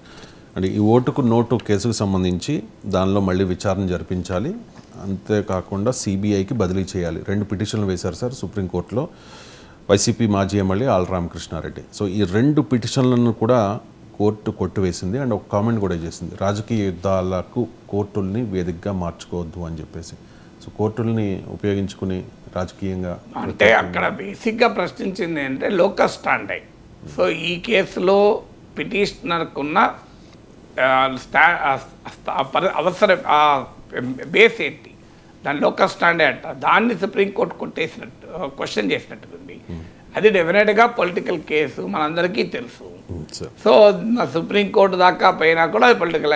కేసు వేసిన అతను ఇదే పొలిటీషియన్, రైవల్ పార్టీ పొలిటీషియన్, అందులో అనుమానం ఏమున్నది. సో కేసు వేసిన అతను పొలిటీషియను, కేసు ఆరోపించబడ్డ వ్యక్తి పొలిటీషియను, అది ప్యూర్లీ పొలిటికల్ కేసు. చాలా కేసులు మన దేశంలో పాలిటిక్స్తో ముడిపడి ఉన్నది. నార్మల్ క్రిమినల్ కేసులే పాలిటిక్స్తో సంబంధం కదా. ఇప్పుడు జగన్మోహన్ రెడ్డి పైన కాంగ్రెస్ పార్టీ ఉన్నంతకాలం ఏ కేసు లేదు. ఆయన సోనియా గాంధీ పైన తిరుగుబాటు చేశాడు, కేసులు వచ్చాయి, 16 నెలలు జైలుకి పోయాడు. 10 ఏళ్ళు నరేంద్ర మోడీ ప్రధానమంత్రి అయ్యాడు, జగన్మోహన్ రెడ్డి కేసులపైన ఒక్క అడుగు కూడా ముందుకు పడలే. కోర్టులు కూడా ఎందుకు ముందుకు పడలేని ప్రశ్నించాయి. సో 10 ఏళ్ల పాటు బెయిల్ మీద జగన్మోహన్ రెడ్డి ఉండగలుగుతున్నాడు. కారణం నరేంద్ర మోడీ ప్రధానమంత్రిగా ఉన్నాడు. అందరికీ తెలుసు బీజేపీ వైసీపీ మధ్య ఉండే పరోక్ష బంధం ఇది అని తెలియదా ఎవరికి? ఇది నేను చెప్పేది టీడీపీలో చెప్పాను కదా, గతంలో ఎన్నోసార్లు చెప్పారు బీజేపీతో పొత్తు లేనప్పుడు వాళ్ళు టీవీ ఛానల్లో చెప్పారు. ఇది ఏదో బయటికి సీక్రెట్గా చెప్పింది ఏం కాదు కదా. ఇప్పుడు చెప్పారు ఎందుకంటే వాళ్ళిద్దరు పొత్తులో ఉన్నారు కనుక. ఇప్పుడు చెప్తే నాలాంటి చెప్తే కోపం కూడా వస్తుంది వాళ్ళకు, ఎందుకంటే నిజం మాట్లాడకూడదు కదా. సో నిజం నిప్పు లాంటిది కదా, అది కాలుతుంది కదా. అందువల్ల నాలంటో నిజాలను తీసి బయట పెట్టాడు అనుకోండి, అది కాలుతుంది వాళ్ళకు, సహజంగానే కాలుతుంది, నిజం నిప్పు లాంటిది కదా. సో అందువల్ల నిప్పుతో ఎవరు కూడా అంగీకరించారు కదా దగ్గరికి. సో అందువల్ల నా రియాలిటీ ఏంటి, ఈ నార్మల్ కేసులే పాలిటిక్స్తో లింక్ అయి ఉంటుంది. ఇప్పుడు చంద్రబాబు నాయుడు పైన జగన్మోహన్ రెడ్డి కేసు పెట్టాడు, స్కిల్ డెవలప్మెంట్ కేసు. ఇప్పుడు ఏమైంది ఆ కేసు? మీరు చూడండి, ఈ 5 ఏళ్ళలో ఏమైనా జరుగుతుందా చూడండి. సో ఏం జరుగుతుంది? ఓటుకు నోటు కేసులో ఏం కేసీఆర్ ఏం చేయగలిగిన, రేవంత్ రెడ్డి ఏం చేయగలిగిన చెప్పండి నాకు. సో రేవంత్ రెడ్డి ఏం చేయగలిగాడో ఒకదాని చెప్పండి నాకు. రేవంత్ రెడ్డి కొన్ని రోజులు జైలుకు పంపారు, జైలుకు పంపితే ఆయనకు ఇంకా కసి పెరిగింది. అసెంబ్లీని సస్పెండ్ చేశారు, ఇంకా కసి పెరిగింది. ఆయనను ప్రత్యేకంగా ఓడించడానికి కొడంగల్లో ఎఫర్ట్ పెట్టారు, ఇంకా కసి పెరిగింది. ఈ 3 పెరిగిన కసితో ఆయన ముఖ్యమంత్రి అయిపోయాడు, కేసీఆర్ని ఇంటికి వెళ్ళిపోయాడు. సో అందువల్ల రాజకీయాల్లో ఇప్పుడు ఓటుకున్నట్టు కేసు ఏమైంది? ఇప్పుడు రేవంత్ రెడ్డి ఏం చేసిండ్రు? రేవంత్ రెడ్డి ఏమన్నా అరెస్ట్ చేస్తారా? సో చంద్రబాబు నాయుడు అరెస్ట్ చేస్తానికి ఇంకా చంద్రబాబు నాయుడు అన్నా ఇండైరెక్ట్, రేవంత్ రెడ్డి డైరెక్ట్ కనబడ్డాడు కదా వీడియోలో. చంద్రబాబు నాయుడు వాయిస్, ఆ వాయిస్ ఏంటి, ఎట్లా రికార్డ్ చేశారు? ఆ రికార్డ్ చేసుకోవడానికి అధికారం ఉందా? ఒక రాష్ట్ర ముఖ్యమంత్రి ఫోన్ను రికార్డ్ ఎట్లా చేస్తారు? మొదట ఆ టెలిఫోన్ రికార్డింగ్ అనేది కేసు అవుతుంది. అందువల్లనే ఈ ఓటుకున్నట్టు ముందుకు పోవడం లేదు. మీరు ఆడ రేవంత్ రెడ్డి అయినా చంద్రబాబు నాయుడు ఓటుకున్నట్టు కేసు ఎందుకు? మన కేసీఆర్ అన్నది మనకు గుర్తులేదా?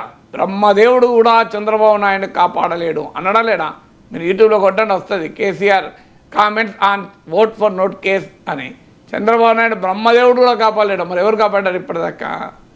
చంద్రబాబు నాయుడు ఎవరు కాపాడో పక్క పెట్టారు, రేవంత్ రెడ్డి ఎవరు కాపాడారు చెప్పండి. కేసీఆర్కి ఏమాత్రం అవకాశం ఉన్నా రేవంత్ రెడ్డి లోపల వేస్తాడు కదా ఓటుకున్నట్టు కేసులో. సో అందువల్ల అల్టిమేట్గా ఇది రాజకీయాలకు ఇది క్లియర్గా పొలిటికల్ అంటే అక్కడ 50 లక్షల డబ్బులు కనబడ్డాయి కదా అని. కనబడకపోయినా మనకు తెలుసు ఎమ్మెల్యేలు ఎమ్మెల్సీలు పార్టీలు ఎందుకు మారుతారు. ఏది లేకుండా సిద్ధాంతాల మీద మారేవాడు ఎవరున్నారు? మాట్లాడితే మా నియోజకవర్గ అభివృద్ధి అని చెప్తారు. నియోజకవర్గ అభివృద్ధి కన్నా వ్యక్తిగత ప్రలోభాలు కీలకం, అందరూ తెలిసిందే కదా. సో అందువల్ల రాజకీయాల్లో ఉన్నది ఇక్కడ రేవంత్ రెడ్డి విషయంలో, ఓటుకున్న విషయంలో బయటికి కనబడది, మిగతా కనబడలే. అందువల్ల ప్రజలు దాన్ని పట్టించుకోలే కదా. ఓటుకునేటి కేసులో ఉన్న ఇద్దరు ముద్దాయిలుగా చూపెట్టబడిన రేవంత్ రెడ్డి తెలంగాణ ముఖ్యమంత్రి అయ్యాడు, చంద్రబాబు నాయుడు ఆంధ్రప్రదేశ్ ముఖ్యమంత్రి అయ్యారు. అందువల్ల ఇప్పుడు ఓటుకు నోటుతో ముఖ్యమంత్రి అయ్యారు ఇద్దరు. ఏం సాధించినట్టు? అందువల్ల ఈ నల్ల టైం వేస్ట్ కేసులు తప్ప ఏం లేదు. అందుకే సుప్రీంకోర్టు దీంట్లో మమ్మల్ని ఎందుకు లాగుతారో, మా సమయం ఎందుకు వృధా చేస్తారన్నారు.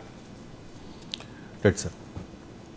దశాబ్ద కాలం తర్వాత జరుగుతున్న జమ్మూ కాశ్మీర్ అసెంబ్లీ ఎన్నికల్లో తెలుగు రాష్ట్రాలకు చెందిన ఇద్దరు ప్రముఖులు బీజేపీ నాయకులు కీలక పాత్ర వహించబోతూ ఉన్నారు సార్. ఆల్రెడీ కిషన్ రెడ్డి ఇన్ఛార్జిగా ఉన్నారు. ఇప్పుడు జమ్మూ కాశ్మీర్ ఎన్నికల ఇన్ఛార్జిగా రామ్ మాధవ్ను కూడా నియమించింది అధిష్టానం. సో రామ్ మాధవ్ను నియమించడంలో బీజేపీ వ్యూహం ఏంటి? ఒకటి మనకు సంతోషం, మన తెలుగు వాళ్ళు వెళ్ళి కాశ్మీర్లో కూడా రాజకీయాలు శాసిస్తుంటే అంతకన్నా తెలుగు బిడ్డగా ఆనందం ఏముంటుంది?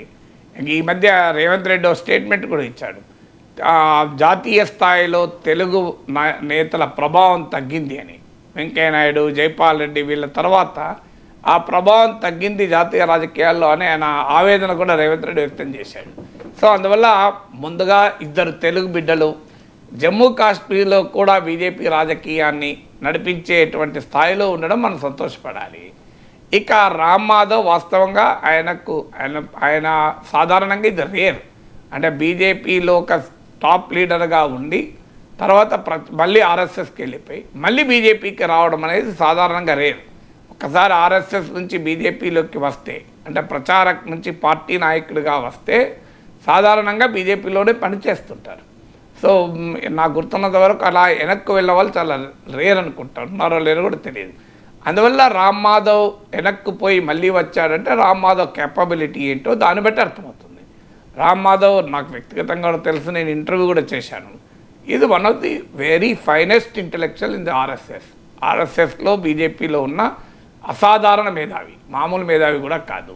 సో ఆయనకు అంత పరిజ్ఞానం ఉన్నమాట నిజం. రాజకీయాలపైన ఆయన సైద్ధాంత దృక్పథాన్ని ఎవరైనా అంగీకరించవచ్చు, వ్యతిరేకించవచ్చు. That is a different question. Ram Madhav ఒపీనియన్స్ను మనం సపోర్ట్ చేస్తామా లేదా అన్నది మన ఇష్టం, మన రాజకీయ మనకున్న అవగాహన, ప్రాపంచిక దృక్పథం పైన ఆధారపడి ఉంటుంది. కానీ రామ్ మాధవ్కున్న కెపబిలిటీస్ను అంగీకరించే విషయంలో ఎవరికీ అభ్యంతరం ఉండాల్సిన అవసరం లేదు. అందువల్ల ఆయనకున్న సబ్జెక్ట్ నాలెడ్జ్ కానీ, అలాగే ఐడియాలజికల్ గ్రిప్ కానీ, పొలిటికల్ స్ట్రాటజీస్లో అవగాహన కానీ మామూలు విషయం కాదు. అందులో అంత టాలెంట్ ఉన్న నాయకుడు. వాస్తవంగా ఆయన బీజేపీ ఆల్ ఇండియా ప్రెసిడెంట్ కావాలి లెక్క ప్రకారం అయితే.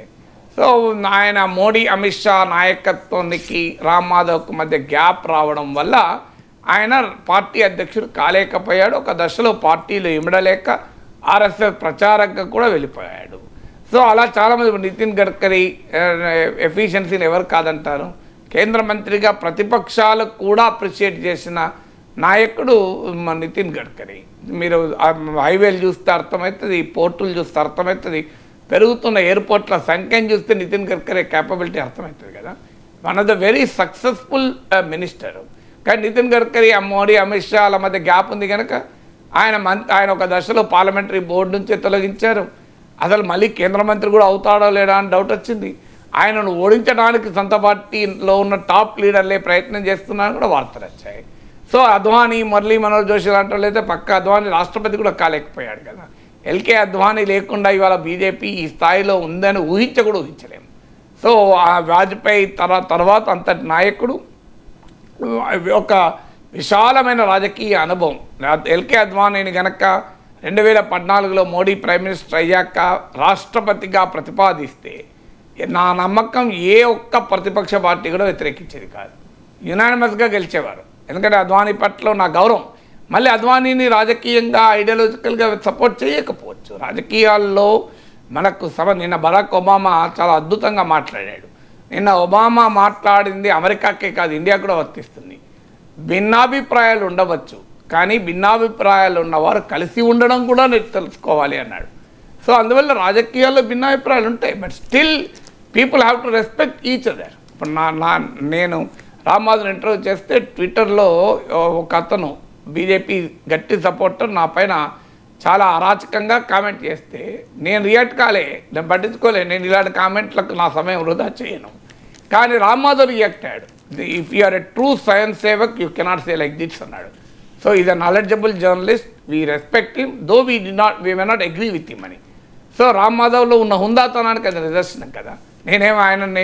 నేను రియాక్ట్ కాకపోయినా రియాక్ట్ అయ్యాడు. వెంటనే అతను ఆ ట్వీట్ తొలగించాడు కూడా. ఎందుకంటే రామ్ మాధవే ట్రూ స్వయం సేవక్ ఎవరో చెప్తుంటే కాదనగలరా. సో ఇది we have to respect him, is very knowledgeable journalist. So అని నన్ను మెచ్చుకుంటూ అన్నాడు. మన అభిప్రాయాలు ఆయన అంగీకరిస్తాడా? ఆ ఇంటర్వ్యూ చూస్తే ఎవరికైనా అర్థమవుతుంది ఎంత ప్రశ్నించాను అంటే. అందువల్ల Ram Madhav is highly capable leader, దాంట్లో ఏమీ డిస్ప్యూట్ లేదు. అందులో ఆయన నార్త్ ఈస్ట్ కాశ్మీర్ ఆయన క్యాపబిలిటీకి ఒకటే ఉదాహరణ చెప్తాను. బీజేపీని మధ్యప్రదేశ్లో, ఉత్తరప్రదేశ్లో, రాజస్థాన్లో, కర్ణాటకలో, ఛత్తీస్గఢ్లో గెలిపించడం కూడా గొప్పతనమే కాదని అన్నాను. కానీ అక్కడ ఆల్రెడీ పార్టీకి బలం ఉన్న చోట గెలిపించడం, అసలు ఏ బలం లేని నార్త్ ఈస్ట్లో రామ్ మాధవ్ ఇన్ఛార్జ్గా ఉండి గెలిపించాడు కదా. త్రిపురలో కమ్యూనిస్టుల కంచుకోట అని త్రిపురలో బీజేపీ గెలిచింది. నార్త్ ఈస్ట్ ఒకప్పుడు మొత్తం కాంగ్రెస్ పార్టీ చేతిలో ఉండే, దాన్ని కాషాయమయం చేశాడు రామ్ మాధవ్. నార్త్ ఈస్ట్లో బీజేపీని ఇలా మణిపూర్లో బీజేపీ, అస్సాంలో బీజేపీ, త్రిపురలో బీజేపీ, నాగాలాండ్లో బీజేపీ మిత్రపక్షం. ఇదంతా Ram Madhav is architect of north eastern NDA అని ఉంది, దానికి ఆర్కిటెక్ట్. కాశ్మీర్లో ఎవరైనా బీజేపీ ప్రభుత్వంలోకి వస్తుందని అనుకున్నారా? కానీ అక్కడ కూడా పీడీపీతో కలిసి, అంటే పరస్పర విరుద్ధమైన రాజకీయ శక్తులు బీజేపీ, బీజేపీ ఏమో ఆర్టికల్ 370 ఉండకూడదంటది, పీడీపీ ఏమో ఆర్టికల్ 370ని మించిన స్వయం ప్రతిపత్తి కావాలంటది. అలాంటి రెండు పార్టీల మధ్య పొత్తు కలిపి ప్రభుత్వాన్ని సక్సెస్ఫుల్గా నడిపించారు. 2018లో బీజేపీ విత్డ్రా చేసుకొని ఉంది, కానీ అప్పటిదాకా బీజేపీ పీడీపీ కలిసి ఒక పరస్పర విరుద్ధ శక్తుల మధ్య ఒక రాజకీయ పొత్తును, సయోధ్యను కల్పించడం మామూలు చాతుర్యం కాదు. అందువల్ల జమ్మూ కాశ్మీర్లో గెలవటానికి బీజేపీ అన్ని ఎత్తులు వేస్తుంది. అందులో భాగంగా సీట్లు జమ్మూలో 6 సీట్లు పెంచారు, కాశ్మీర్లో 1 సీటు పెంచారు, 1 సీటు మాత్రమే. కాశ్మీర్లో ప్రాక్సీ పార్టీలను ఎంకరేజ్ చేస్తున్నారు. సో జమ్మూ కాశ్మీర్లో కాషాయ జెండా ఎగరేయాలన్నది బీజేపీ లక్ష్యం. ఆ లక్ష్యాన్ని సాధనలో భాగంగానే కిషన్ రెడ్డిని ఇన్ఛార్జ్గా పెట్టారు. రామ్ మాధవ్కు ఆ జమ్మూ కాశ్మీర్ రాజకీయాలను అవపోసరం పట్టిన నాయకుడు, అందువల్ల ఆయనకు ఆ బాధ్యత ఇచ్చారు. So is fully capable leader. అందువల్లనే ఆయనను బీజేపీ నుంచి వెళ్ళిపోయి ఆర్ఎస్ఎస్లో మళ్ళీ ప్రచారకగా తన పనులు తను నిర్వహించుకుని మళ్ళీ పిలిపించారంటేనే అర్థమవుతుంది ఆయన క్యాపబిలిటీస్. మోడీ, అమిత్ షాలకు ఏమాత్రం అవకాశం వచ్చినా రామ్ మాధవ్ను మళ్ళీ తీసుకొస్తానని అనుకోను. సో ఈ డిజర్వ్స్ యాక్చువల్గా బీజేపీ ఆల్ ఇండియా ప్రెసిడెంట్ కావాల్సిన స్థాయిలో ఉన్న నాయకుడు కదా.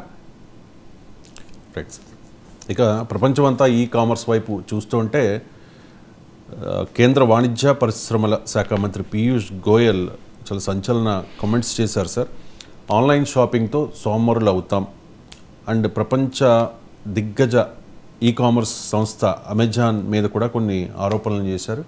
ఇవన్నీ కూడా కొల్లగొట్టే ధరలు అమెజాన్ మార్కెట్వి అంటూ, ఆఫ్లైన్ వ్యాపారాలు పొట్టగొడుతోంది అంటూ. అంటే వాణిజ్య పరిశ్రమల శాఖ మంత్రిగా ఉండి కూడా ఈ కామర్స్ రంగంపై గోయల్ చేసిన, అంటే దానికన్నా ముఖ్యమైన మంత్రి ఏంటంటే ఓకే ఈ కామర్స్ పైన, సోషల్ ట్రెండ్స్ పైన మంత్రి కామెంట్ చేయొచ్చు. Piyush Goyal is one of the finest intellectuals. Modi ప్రభుత్వంలో ఉన్న మంచి పరిజ్ఞానము, మేధో సంపత్తి ఉన్న మంత్రుల్లో పీయూష్ గోయల్ ఒకరు. పీయూష్ గోయల్, నితిన్ గడ్కరీ, అశ్విని వైష్ణవ్ వీళ్ళంతా మంచి అంటే ఆయా సబ్జెక్టులలో చాలా డెప్త్ ఉన్న నాయకులు, ఆర్డినరీ నాయకులు కాదు. సో అందువల్ల Piyush Goyal is a very talented person. So ఆయనకున్న పరిజ్ఞానాన్ని మనం ఏమీ క్వశ్చన్ చేయలేము. కానీ ఒక మంత్రిగా ఉన్న వ్యక్తి ఒక కంపెనీ పైన టార్గెట్ చేసి మాట్లాడడం అనేది ఆశ్చర్యం. మీరు ట్రెండ్ పైన మాట్లాడచ్చు, మన యొక్క కంపెనీ మాట్లాడినప్పుడు ప్రశ్న వస్తుంది, మరి అలాంటి కంపెనీ పైన మీ ప్రభుత్వం ఎందుకు చర్యలు తీసుకుంటలేదు అని. నిజంగానే అమెజాన్ భారతదేశంలో తప్పులు చేస్తుంది, అన్యాయం చేస్తుంది అనుకోండి, who has to take action? మీరు గవర్నమెంట్లో ఉన్నారు, ప్రతిపక్షం వాళ్ళు కాదు కదా. సో యాక్షన్ తీసుకోవాల్సిందే వాణిజ్య మంత్రి పీయూష్ గోయల్. ఆయన ఒక కంపెనీని టార్గెట్ చేస్తూ మాట్లాడడం అనేది ప్రభుత్వంలో ఉన్నవారు చేయడం ఆశ్చర్యకరం. సో ఇక ఈ కామర్స్ పైన ఆయన సామాజిక విధ్వంసం అని ఒక ఆరోపణ చేశారు ఆయన. అయితే మొదటి నుంచి ఒక ఆరోపణ ఉంది, వాతావరణ కాలుష్యానికి కూడా ఈ కామర్స్ కారణమవుతుంది అని.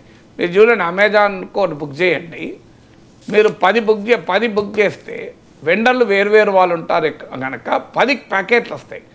చిన్న ప్యాకెట్, ఒక పెన్ను, ఒక క్లిప్పు, ఒక ఇంకోటి, ఇట్లా ఒక 10 మీరు ఒక రిబ్బన్ ఇట్లా 10 బుక్ చేశారనుకోండి, ఈ 10 కలిపితే ఇది చిన్న ప్యాకెట్ అవుతుంది. కానీ ఇంత పెద్ద ప్యాకెట్లో 10 వస్తాయి, ఒక 10 ప్యాకెట్లు వస్తాయి ఇట్లాంటివి.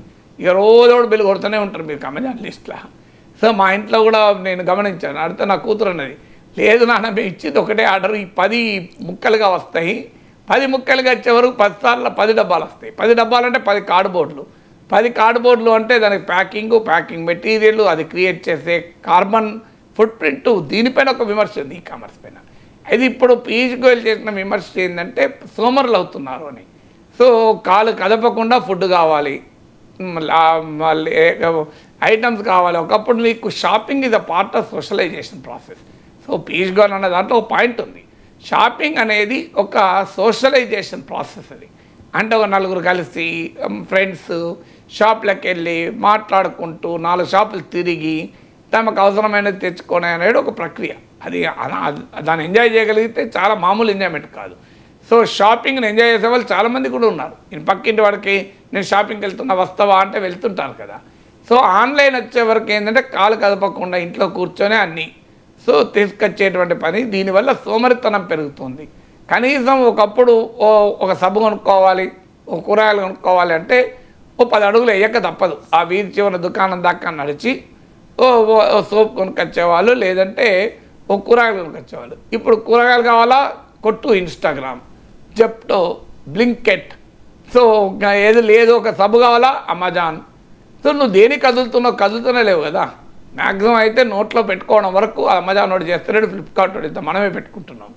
సో ఆ రకంగా సోమరితనం పెరుగుతోంది అనేది ఆయన పాయింట్లో నిజం అది. సో అది అంటే అదనే కాదు, ఒకప్పుడు మనకు అది ఒక్క ఈ కామర్స్ కాదు, మొబైల్ ఫోన్ వచ్చింది. మొబైల్ ఫోన్ రాకముందు ఈవెన్ ఫోన్ అంటూ లేకముందు ఒక వ్యక్తి మరో వ్యక్తిని కలవడానికి ప్రత్యేకంగా 2 సార్లు వెళ్ళి కలిసేవాళ్ళు. సో ఇప్పుడు అలా కలుస్తున్నారా? ఇప్పుడు కలవడమే మానేశారు, ఫోన్లలో మాట్లాడుకుంటున్నారు. సో వాట్సాప్లో వచ్చాక చూసుకోవడమే మానేశారు, వాట్సాప్లో చూసుకుంటున్నారు.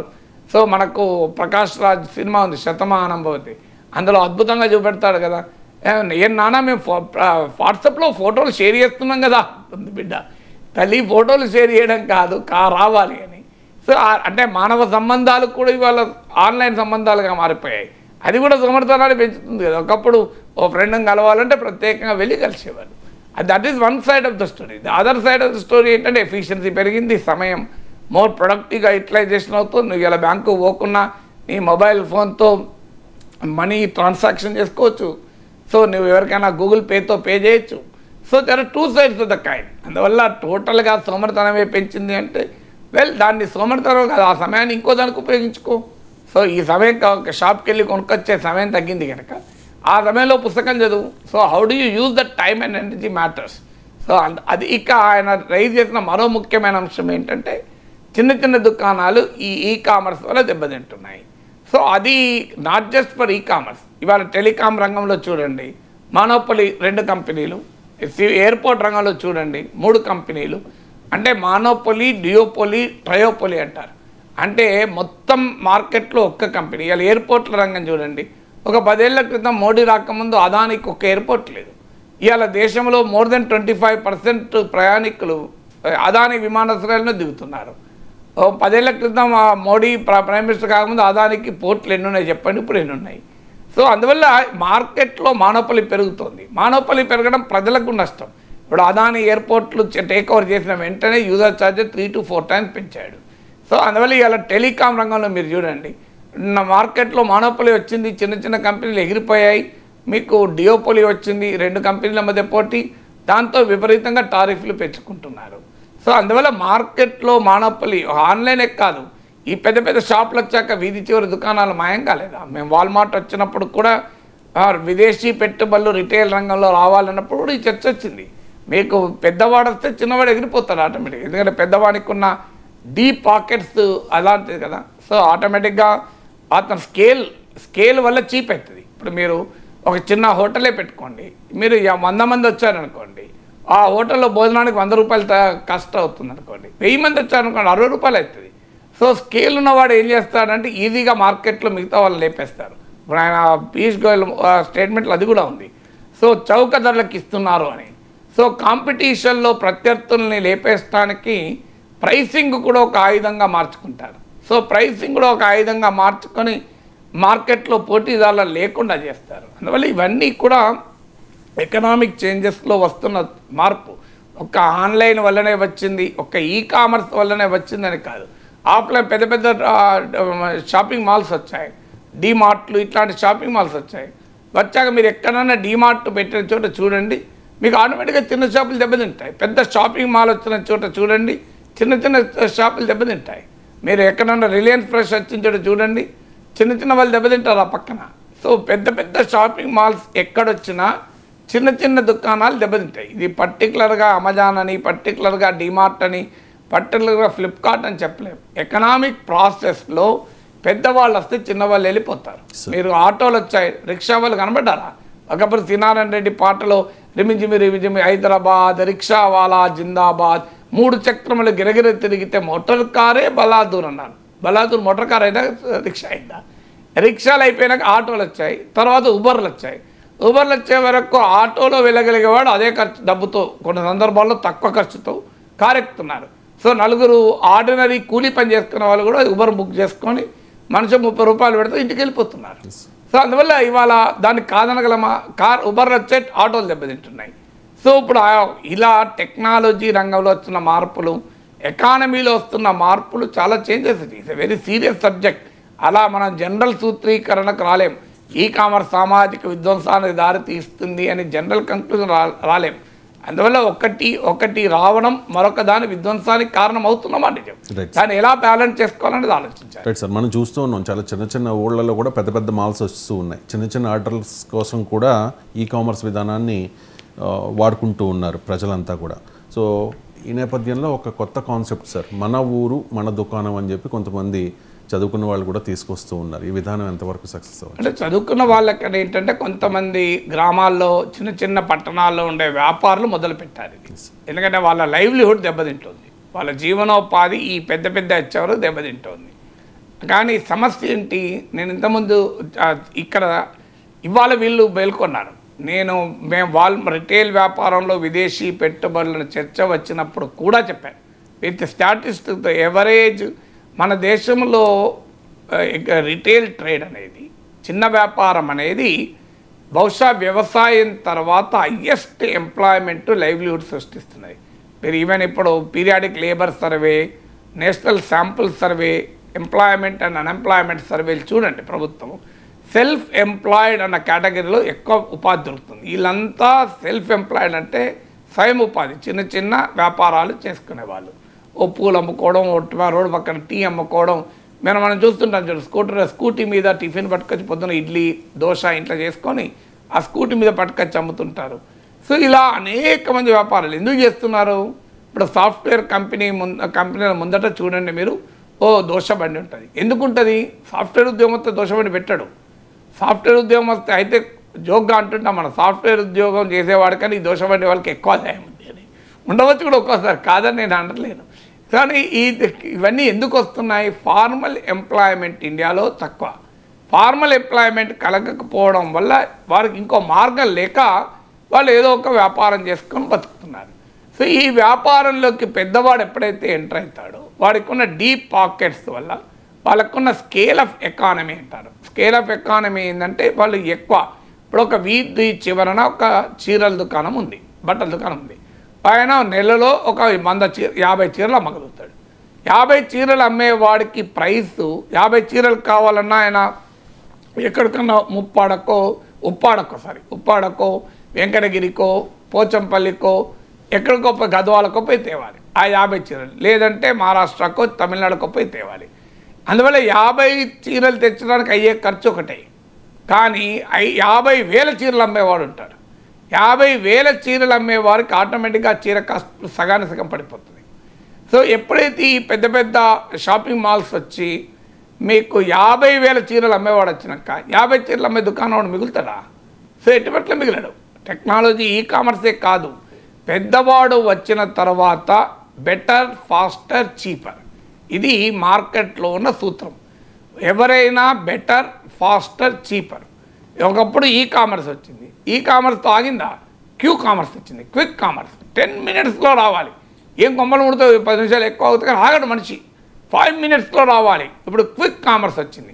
జెప్టో, బ్లింకెట్, ఇలా ఇన్స్టా, మీకు వితిన్ 5 minutes వచ్చేస్తాయి. అమెరికా నుంచి వచ్చిన వాళ్ళు కూడా ఆశ్చర్యపోతుంటారు. మా అన్నయ్య వచ్చినప్పుడు ఆయన ఆశ్చర్యపోయాడు, ఇదేంద్ర ఇండియా ఇంత మారింది, మా దగ్గర ఎక్కువ ఉన్నది మీ దగ్గర అని. ఎందుకంటే అమెరికాలో కూడా ఇంత ఉండదు మన దగ్గర. ఎందుకంటే మన పాపులేషన్ డెన్సిటీ, జనాభా సాంద్రత ఎక్కువ కనుక మన దగ్గర ఈ కామర్స్లో క్యూ కామర్స్ సక్సెస్ అవుతాయి. అమెరికాలో ఇది సక్సెస్ కావు, ఎందుకంటే వాళ్ళు కార్ వేసుకొని రావాలి, లేబర్ కాస్ట్ ఎక్కువ. మన దగ్గర ఏమున్నాయి, డెలివరీ బాయ్కి 30 రూపాయలు డెలివరీకి ఇస్తే డెలివరీ చేసేటట్టు దొరుకుతారు. అమెరికాలో $30 ఇవ్వాలి. అందువల్ల అది అక్కడ వర్కౌట్ కాదు. అందుకే మీరు గమనించండి, ఈ కామర్స్లు, క్యూ కామర్స్లు మన దేశంలో ఇంకెక్కువ సక్సెస్ అయినాయి. అవి అమెరికా కంపెనీలు అయినప్పటికీ కూడా. సో ఎందుకు అంటే దానికి కారణం ఉన్న పాపులేషన్ డెన్సిటీ యొక్క కారణం. సో అందువల్ల ఇవాళ మీకు అంటే ఎందుకు క్యూ కామర్స్ సక్సెస్ అయింది, ఫాస్టర్, బెటర్, చీపర్ ఎందుకైంది? నీ పెద్దవాడితే he will be giving cheaper. Better ఎందుకైంది? నువ్వు ఉదాహరణకు రోడ్డు పక్కన వెళ్ళి ఆకుకూరలు కొనుక్కోవాలి. ఆకుకూరలు బుట్ట పెట్టుకొని అమ్ముతారు, సుక్కకూర, పాలకూర, అది చూసి నలుగురు నిలబడతారు అక్కడ, ఇట్లా వంగాలి. వంగి ఆమె కింద కూర్చొని ఉంటుంది బుట్ట పట్టుకొని, ఆకుకూరలు ఏమన్నా మంచిగా ఉన్నాయా లేవా చూసుకొని కొనాలి. ఆడ ఎండ కొడుతుంటుంది, వర్షం పడుతూ ఉంటుంది, పక్కన ఏదో వాసన వస్తూ ఉంటుంది. అదే నువ్వు రిలయన్స్ ఫ్రెష్కి వెళ్ళావనుకోండి, బ్యూటిఫుల్ ఎయిర్ కండిషన్ ఉంటుంది, నువ్వు మంచిగా కూర్చొని కూడా సో వేరే పాలకూర, వేరే సుక్కకూర అని చూసుకోవచ్చు. So that is better. Cheaper ఏంటి? నేను ఇంతకుముందు చెప్పినట్లు 50 చీరలు అమ్మేవాడు 50,000 చీరలు అమ్మే చీపర్. ఫాస్టర్ ఏంటి? మీకు ఒక షాప్కి వెళ్ళాలి, కూర్చోాలి, షాప్లో నిలబడాలి, ఆడ 20 మంది ఉంటే వెయిట్ చేయాలి, ఇదంతా ఏమీ లేదు. మారో సెల్ మీద లావో, నీకు ఇన్స్టాగ్రామ్, బ్లింకెట్, జెప్టో 10 నిమిషాలు వచ్చేస్తాయి, నువ్వు అటు ఇటు చూసే లోపల వచ్చేస్తుంది. సో అందువల్ల ఫాస్టర్, బెటర్, చీపర్ ఉన్నవాడు సక్సెస్ అవుతాడు. మీరు అలా ఆటోలు రిక్షాలు ఎందుకు వెళ్ళిపోయారు? ఆటో ఇది ఫాస్టర్ కనుక వెళ్ళిపోయాడు, చీపర్ కూడా కాదు. ఉబర్ వచ్చాక ఎందుకు వెళ్ళిపోయాడు? ఆటో వాళ్ళు ఎందుకు దెబ్బతింటున్నారు? Not only faster, they are better కూడా. నువ్వు మంచిగా ఏసీ వేసుకొని హాయిగా ప్రశాంతంగా కార్లో కూర్చున్నావు, ఆటోలో కూర్చోకుండా కన్నా. సో అది ఎత్తేయదు ఆటోతో పోలిస్తే. అందువల్ల నీకు మార్కెట్ మంత్ర ఇది, ఎవరు అంత సులభంగా దీనికి సొల్యూషన్ లేదు. వాళ్ళు చెప్తున్న వాదన నిజం పాపం. మా ఊరు మా దుకాణం ఏంటంటే ఇవాళ రిటైల్ ట్రేడ్, అగ్రికల్చర్ తర్వాత highest source of employment create చేస్తున్నది. వీళ్ళందరూ లైవ్లీహుడ్ పోతున్నారు. సో ఈ లైవ్లీహుడ్ పోవడాన్ని ఎలా అడ్రస్ చేయాలి అనేది it's a very serious question. So ఒకప్పుడు ప్రొటెక్షన్ ఉండే చిన్న వాళ్ళకు, కానీ లిబరలైజేషన్లో ఆ ప్రొటెక్షన్ తీసేశారు. సో చిన్న హ్యాండ్లూమ్కే ప్రొటెక్షన్ లేకుండా పోయింది. పవర్ లూమ్స్ వచ్చి, జెట్ లూమ్స్ వచ్చాక పవర్ లూమ్స్ వచ్చి హ్యాండ్లూమ్ దెబ్బతీసింది, జెట్ లూమ్స్ వచ్చి ఇద్దరిని దెబ్బతీసింది. సో అందువల్ల we need to do a soul searching. ఖచ్చితంగా ఈ మన ఊరు మన దుకాణం అని ప్రచారం చేస్తున్న వారి ఆవేదన మనం అర్థం చేసుకోవాలి. ఇది వెరీ జెన్యూన్ క్వశ్చన్ వాళ్ళు అడుగుతున్నది. మా లైవ్లీహుడ్ ఏంటి, మా బతుకులు ఏం కావాలి అని అడుగుతున్నారు. ఈ ప్రశ్నకు ఆన్సర్ ఉండాలి. ఎలా ఆన్సర్ చెప్పగలం? వారికి ఏదైనా ఇన్ఫ్రాస్ట్రక్చర్ ప్రొవైడ్ చేస్తామా, ఇన్సెంటివ్ ప్రొవైడ్ చేస్తామా, టాక్సేషన్ బెనిఫిట్స్ కొన్ని ఉన్నాయి. ఇప్పుడు జిఎస్టీ ఒక లిమిట్ వరకు జిఎస్టీ ఉండదు.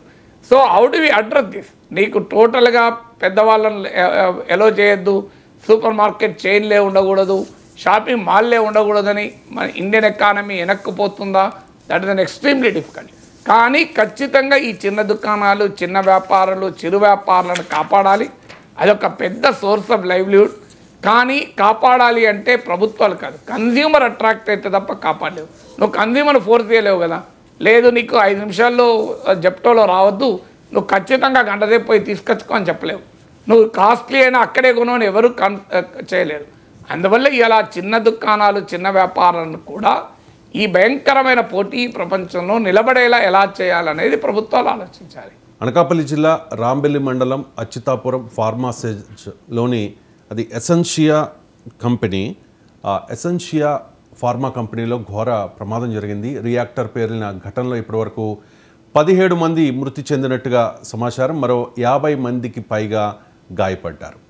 సో ఘటన మీద CM Chandrababu Naidu, deputy CM Pawan Kalyan దిగ్భ్రాంతి వ్యక్తం చేశారు. మృతి చెందిన వారికి ₹1 కోటి పరిహారాన్ని కూడా కొద్దిసేపటి క్రితం కలెక్టర్ ప్రకటించిన పరిస్థితి. పెను విషాదం ఇది. ఎవరు ఊహించిన విధంగా రాత్రికి రాత్రే పెద్ద ప్రమాదం జరిగింది. అచ్యుతాపురం సెజ్లోని ఎసెన్షియాలో రసాయక ద్రావణం లీక్ అయింది. భారీ పేలుడు సంభవించింది. ఒక్కసారిగా అక్కడ పనిచేస్తున్న వాళ్ళందరూ కూడా ఒక రకమైన ప్యానిక్ సిచ్యువేషన్ అది. చాలామంది మృతదేహాల్లోని బాడీ పార్ట్స్ కూడా చెల్లాచెదురైపోయాయి. ఒక భీతావహ వాతావరణం అక్కడ నెలకొంది. మొత్తం 18 మంది చనిపోయినట్టుగా ఇప్పటివరకు ఉన్న సమాచారం. 20 మందికి పైగా తీవ్ర గాయాలైనట్టుగా ముందుగా అధికారులు ప్రకటించారు. కానీ 50 మంది వరకు తీవ్ర గాయాలు అయినట్టుగా మనకి తెలుస్తోంది. తీవ్ర గాయాలైన వారికి కూడా పరిహారం మరి కాసేపట్లో ప్రకటించే అవకాశం ఉంది. ఇప్పటికీ మనకున్న సమాచారం మేరకు 18 మంది మృతి చెందారు. మృతి చెందిన వారికి ₹1 కోటి పరిహారాన్ని కూడా ప్రకటించిన పరిస్థితి. ఇప్పుడు ఇది పరిహారం ప్రకటించడం పరిష్కారం కాదు కదా. మనం అన్ఫార్చునేట్లీ ప్రజల ప్రాణాలకు రేట్లు కడుతూ ఉంటాం. సో అక్కడ రాజీకార్ మెడికల్ కాలేజ్ ఇన్సిడెంట్ కావనే మాతో 10 లక్షల పరిహారం ఇస్తా అంటే వాళ్ళు రిజెక్ట్ చేశారు తల్లిదండ్రులు. మాకు జస్టిస్ కావాలి, ఖచ్చితంగా పరిహారం ఇవ్వాలి, ఇవ్వద్దని నేను అంటలేను. కానీ మీరు గమనించండి, ఈ ప్రమాదం జరిగిన వెంటనే ఇమీడియట్ వార్త పరిహారమే. సో ప్రాణాలకు వేల కడతారా, ఖరీదు కడతారా? ఆ కుటుంబానికి మీరు 1 కోటి కాదు 10 కోట్లు ఇస్తే ఆ ప్రాణం మళ్ళీ వస్తుందా? పోనీయండి, బాగా డబ్బున్నవాడు ఆ పరిశ్రమ యజమానికి 100 కోట్లు ఇస్తాం, నీ ప్రాణం తీయమంటే ఒప్పుకుంటాడా? సో అక్కడ క్వశ్చన్ అడ్రస్ చేయాల్సింది ఆంధ్రప్రదేశ్లో ఇది మొదటి ఇన్సిడెంట్ కాదు. ఆ మాటకు వస్తే అచ్యుతాపురం సెజ్లో కూడా ఇది మొదటి ఇన్సిడెంట్ కాదు. ఇదివరకు కూడా ఇన్సిడెంట్లు మనకు జరిగాయి. సో అచ్యుతాపురం సెజ్ అనేది పారిశ్రామిక ప్రమాదాలకు పుట్టినలు. మీరు గూగుల్లో కొట్టండి అచ్యుతాపురం సెజ్ అని, మీకు పాత ప్రమాదాల లిస్ట్ వస్తుంది. జగన్ అధికారంలోకి వచ్చిన వెంటనే ఎల్జీ ప్రమాదం జరిగింది. అప్పుడు ప్రతిపక్షంలో ఉన్న వాళ్ళు ఎక్కువ అల్లరి చేశారు. ₹1 కోటి పరిహారం ప్రకటించడానికి కూడా అప్పుడు అపోజ్ చేశారు సార్. అందువల్ల రాజకీయాల్లో ఎలా ఉంటుందంటే ఎవరు ప్రతిపక్షంలో ఉన్న వాళ్ళు ఎక్కువ అల్లరి చేస్తారు. కానీ ఇప్పటికి ఏం మారింది? ఇండస్ట్రియల్ సేఫ్టీ మారాలి కదా. ఇవాళ ఎందుకు ఇది జరుగుతుంది అంటే ఇండస్ట్రియల్ సేఫ్టీ పైన ప్రాధాన్యత లేకపోవడం. మీకు అక్కడ అచ్యుతాపురం సెజ్లో నేను చూశాను కూడా, వెళ్ళాను అక్కడికి. సో అచ్యుతాపురం సెజ్కు పోయి ఆ ప్రాంతం తిరిగి వచ్చాను. నాకు గుర్తున్నంత వరకు అక్కడ ఈవెన్ పారిశ్రామిక వ్యర్థ పదార్థాలను కూడా ఇష్టం వచ్చినట్టు వదులుతారు. పక్కన పుడిమడక అనుకుంటా నాకు గుర్తున్నంత వరకు. సో అక్కడ ఫిషర్మెన్ విలేజ్. సో అక్కడ విపరీతంగా సముద్రం కలుషితం అయిపోయి చేపలు చెప్పి 10,000 మందికి ఉపాధి పోయింది. మళ్ళీ ఈ సెజ్లో కార్మికులకు జీతభత్యాలు కూడా చాలా తక్కువ, మీరు కనీస వేతనాలు కూడా ఇవ్వరు, కార్మికుల కనీస హక్కులు కూడా కాపాడు ఉండదు. సో అలాంటి ఒక పరిస్థితులు సెజ్ పేరిట స్పెషల్ ఎకనామిక్ జోన్ పేరిట ఎలాంటి కార్మిక చట్టాలు అమలు కాని ఒక ఆర్థిక పరిస్థితి మనం తెచ్చుకున్నాం. దీన్ని ఒక గొప్ప ఎకనామిక్ డెవలప్మెంట్గా కీర్తించుకోవచ్చాం. అంటే పోస్ట్ లిబరలైజేషన్లో స్పెషల్ ఎకనామిక్ జోన్ ఏంటంటే స్పెషల్ ఎక్స్ప్లాయిటేషన్ జోన్. అక్కడ ఏది అడగదు, కనీస వేతనాల చట్టం అవసరం లేదు, ఫ్యాక్టరీల చట్టాలు అవసరం లేదు. నేను మీ ఇన్స్పెక్టర్ రాజు కావాలని కోరుకుంటలేను, కానీ ఇండస్ట్రియల్ సేఫ్టీ అయితే పాటించాలి కదా. సో ఇండస్ట్రియల్ సేఫ్టీ ప్రోటోకాల్స్ పాటించారు. ఎందుకు పాటించారంటే అది ఖరీదుతో కూడుకున్నది.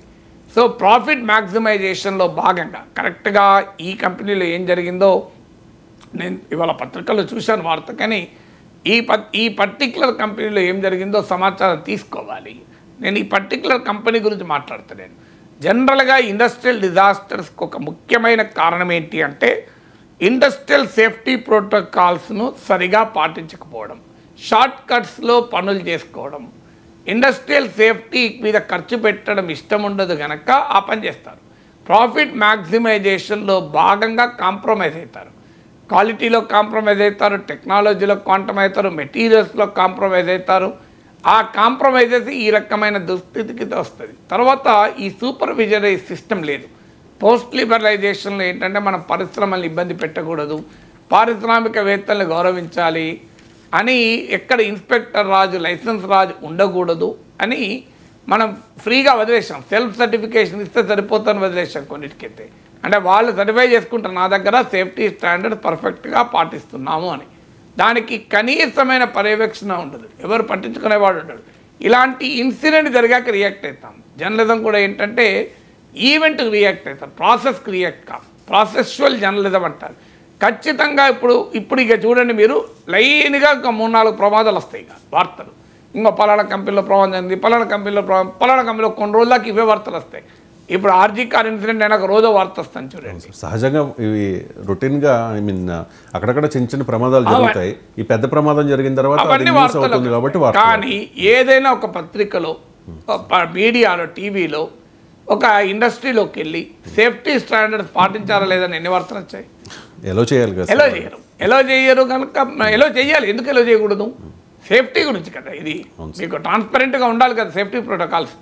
ప్రభుత్వాలు ఎలా చేయాలి? ఏం సీక్రెట్ రహస్య కమరాల మధ్య జరిగేదానికి ఏమైనా అనుపదార్థాలు జరుగుతున్నాయి? రెస్టారెంట్లో కిచెన్లోకి నాట్ అలౌడ్ అంటే అని ఎందుకు మరి అందుకే ఆడ బొద్దింకలు టిఫిన్లలో పడుతున్నాయి, సాంబార్లలో పడుతున్నాయి. నువ్వు ఎందుకు ఎలా చేయకూడదు? క్లాస్ ఇప్పుడు రెస్టారెంట్లు కూడా కొన్ని మొదలు పెట్టాడు. కిచెన్కు ఒక గ్లాస్ డోర్ పెడుతున్నాం, ఓపెన్గా కనబడే డోర్ పెడుతున్నాం, ట్రాన్స్పరెంట్ ఓపెన్ కిచెన్స్ వచ్చాయి. ఇప్పుడు ఐలాండ్ కిచెన్స్ అనే కాన్సెప్ట్ వచ్చింది. ఐలాండ్ కిచెన్ ఏంటంటే నీకు ఎక్కడ కూర్చున్నా మొత్తం కనబడుతుంది కిచెన్. ఎందుకంటే దట్ బేసిక్ రైట్ కదా. రెస్టారెంట్లో తినేవాడికి హక్కు ఉంది.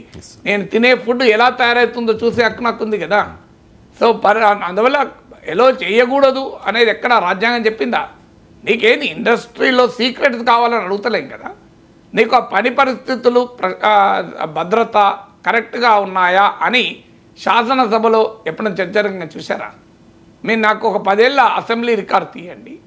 ఇండస్ట్రియల్ ప్రమాదం ఇలాంటి జరిగి 10 మందో 20 మందో చనిపోతే తప్ప ఏనాడైనా భారతదేశంలో అసెంబ్లీలో కానీ పార్లమెంట్లో కానీ ఏ రాష్ట్రంలో కానీ ఒక 2-3 గంటలు ఇండస్ట్రియల్ సేఫ్టీ ఏంటి, కార్మికుల భద్రత ఏంటి అనే దానిపైన చర్చ జరుగుతుంది. మీరు ఎప్పుడు విన్నారా? నేను 8 ఏళ్ళు కౌన్సిల్లో ఉన్నాయి. ఇలాంటి ఇన్సిడెంట్ జరిగినప్పుడు తప్ప ఎప్పుడు చర్చలేదు.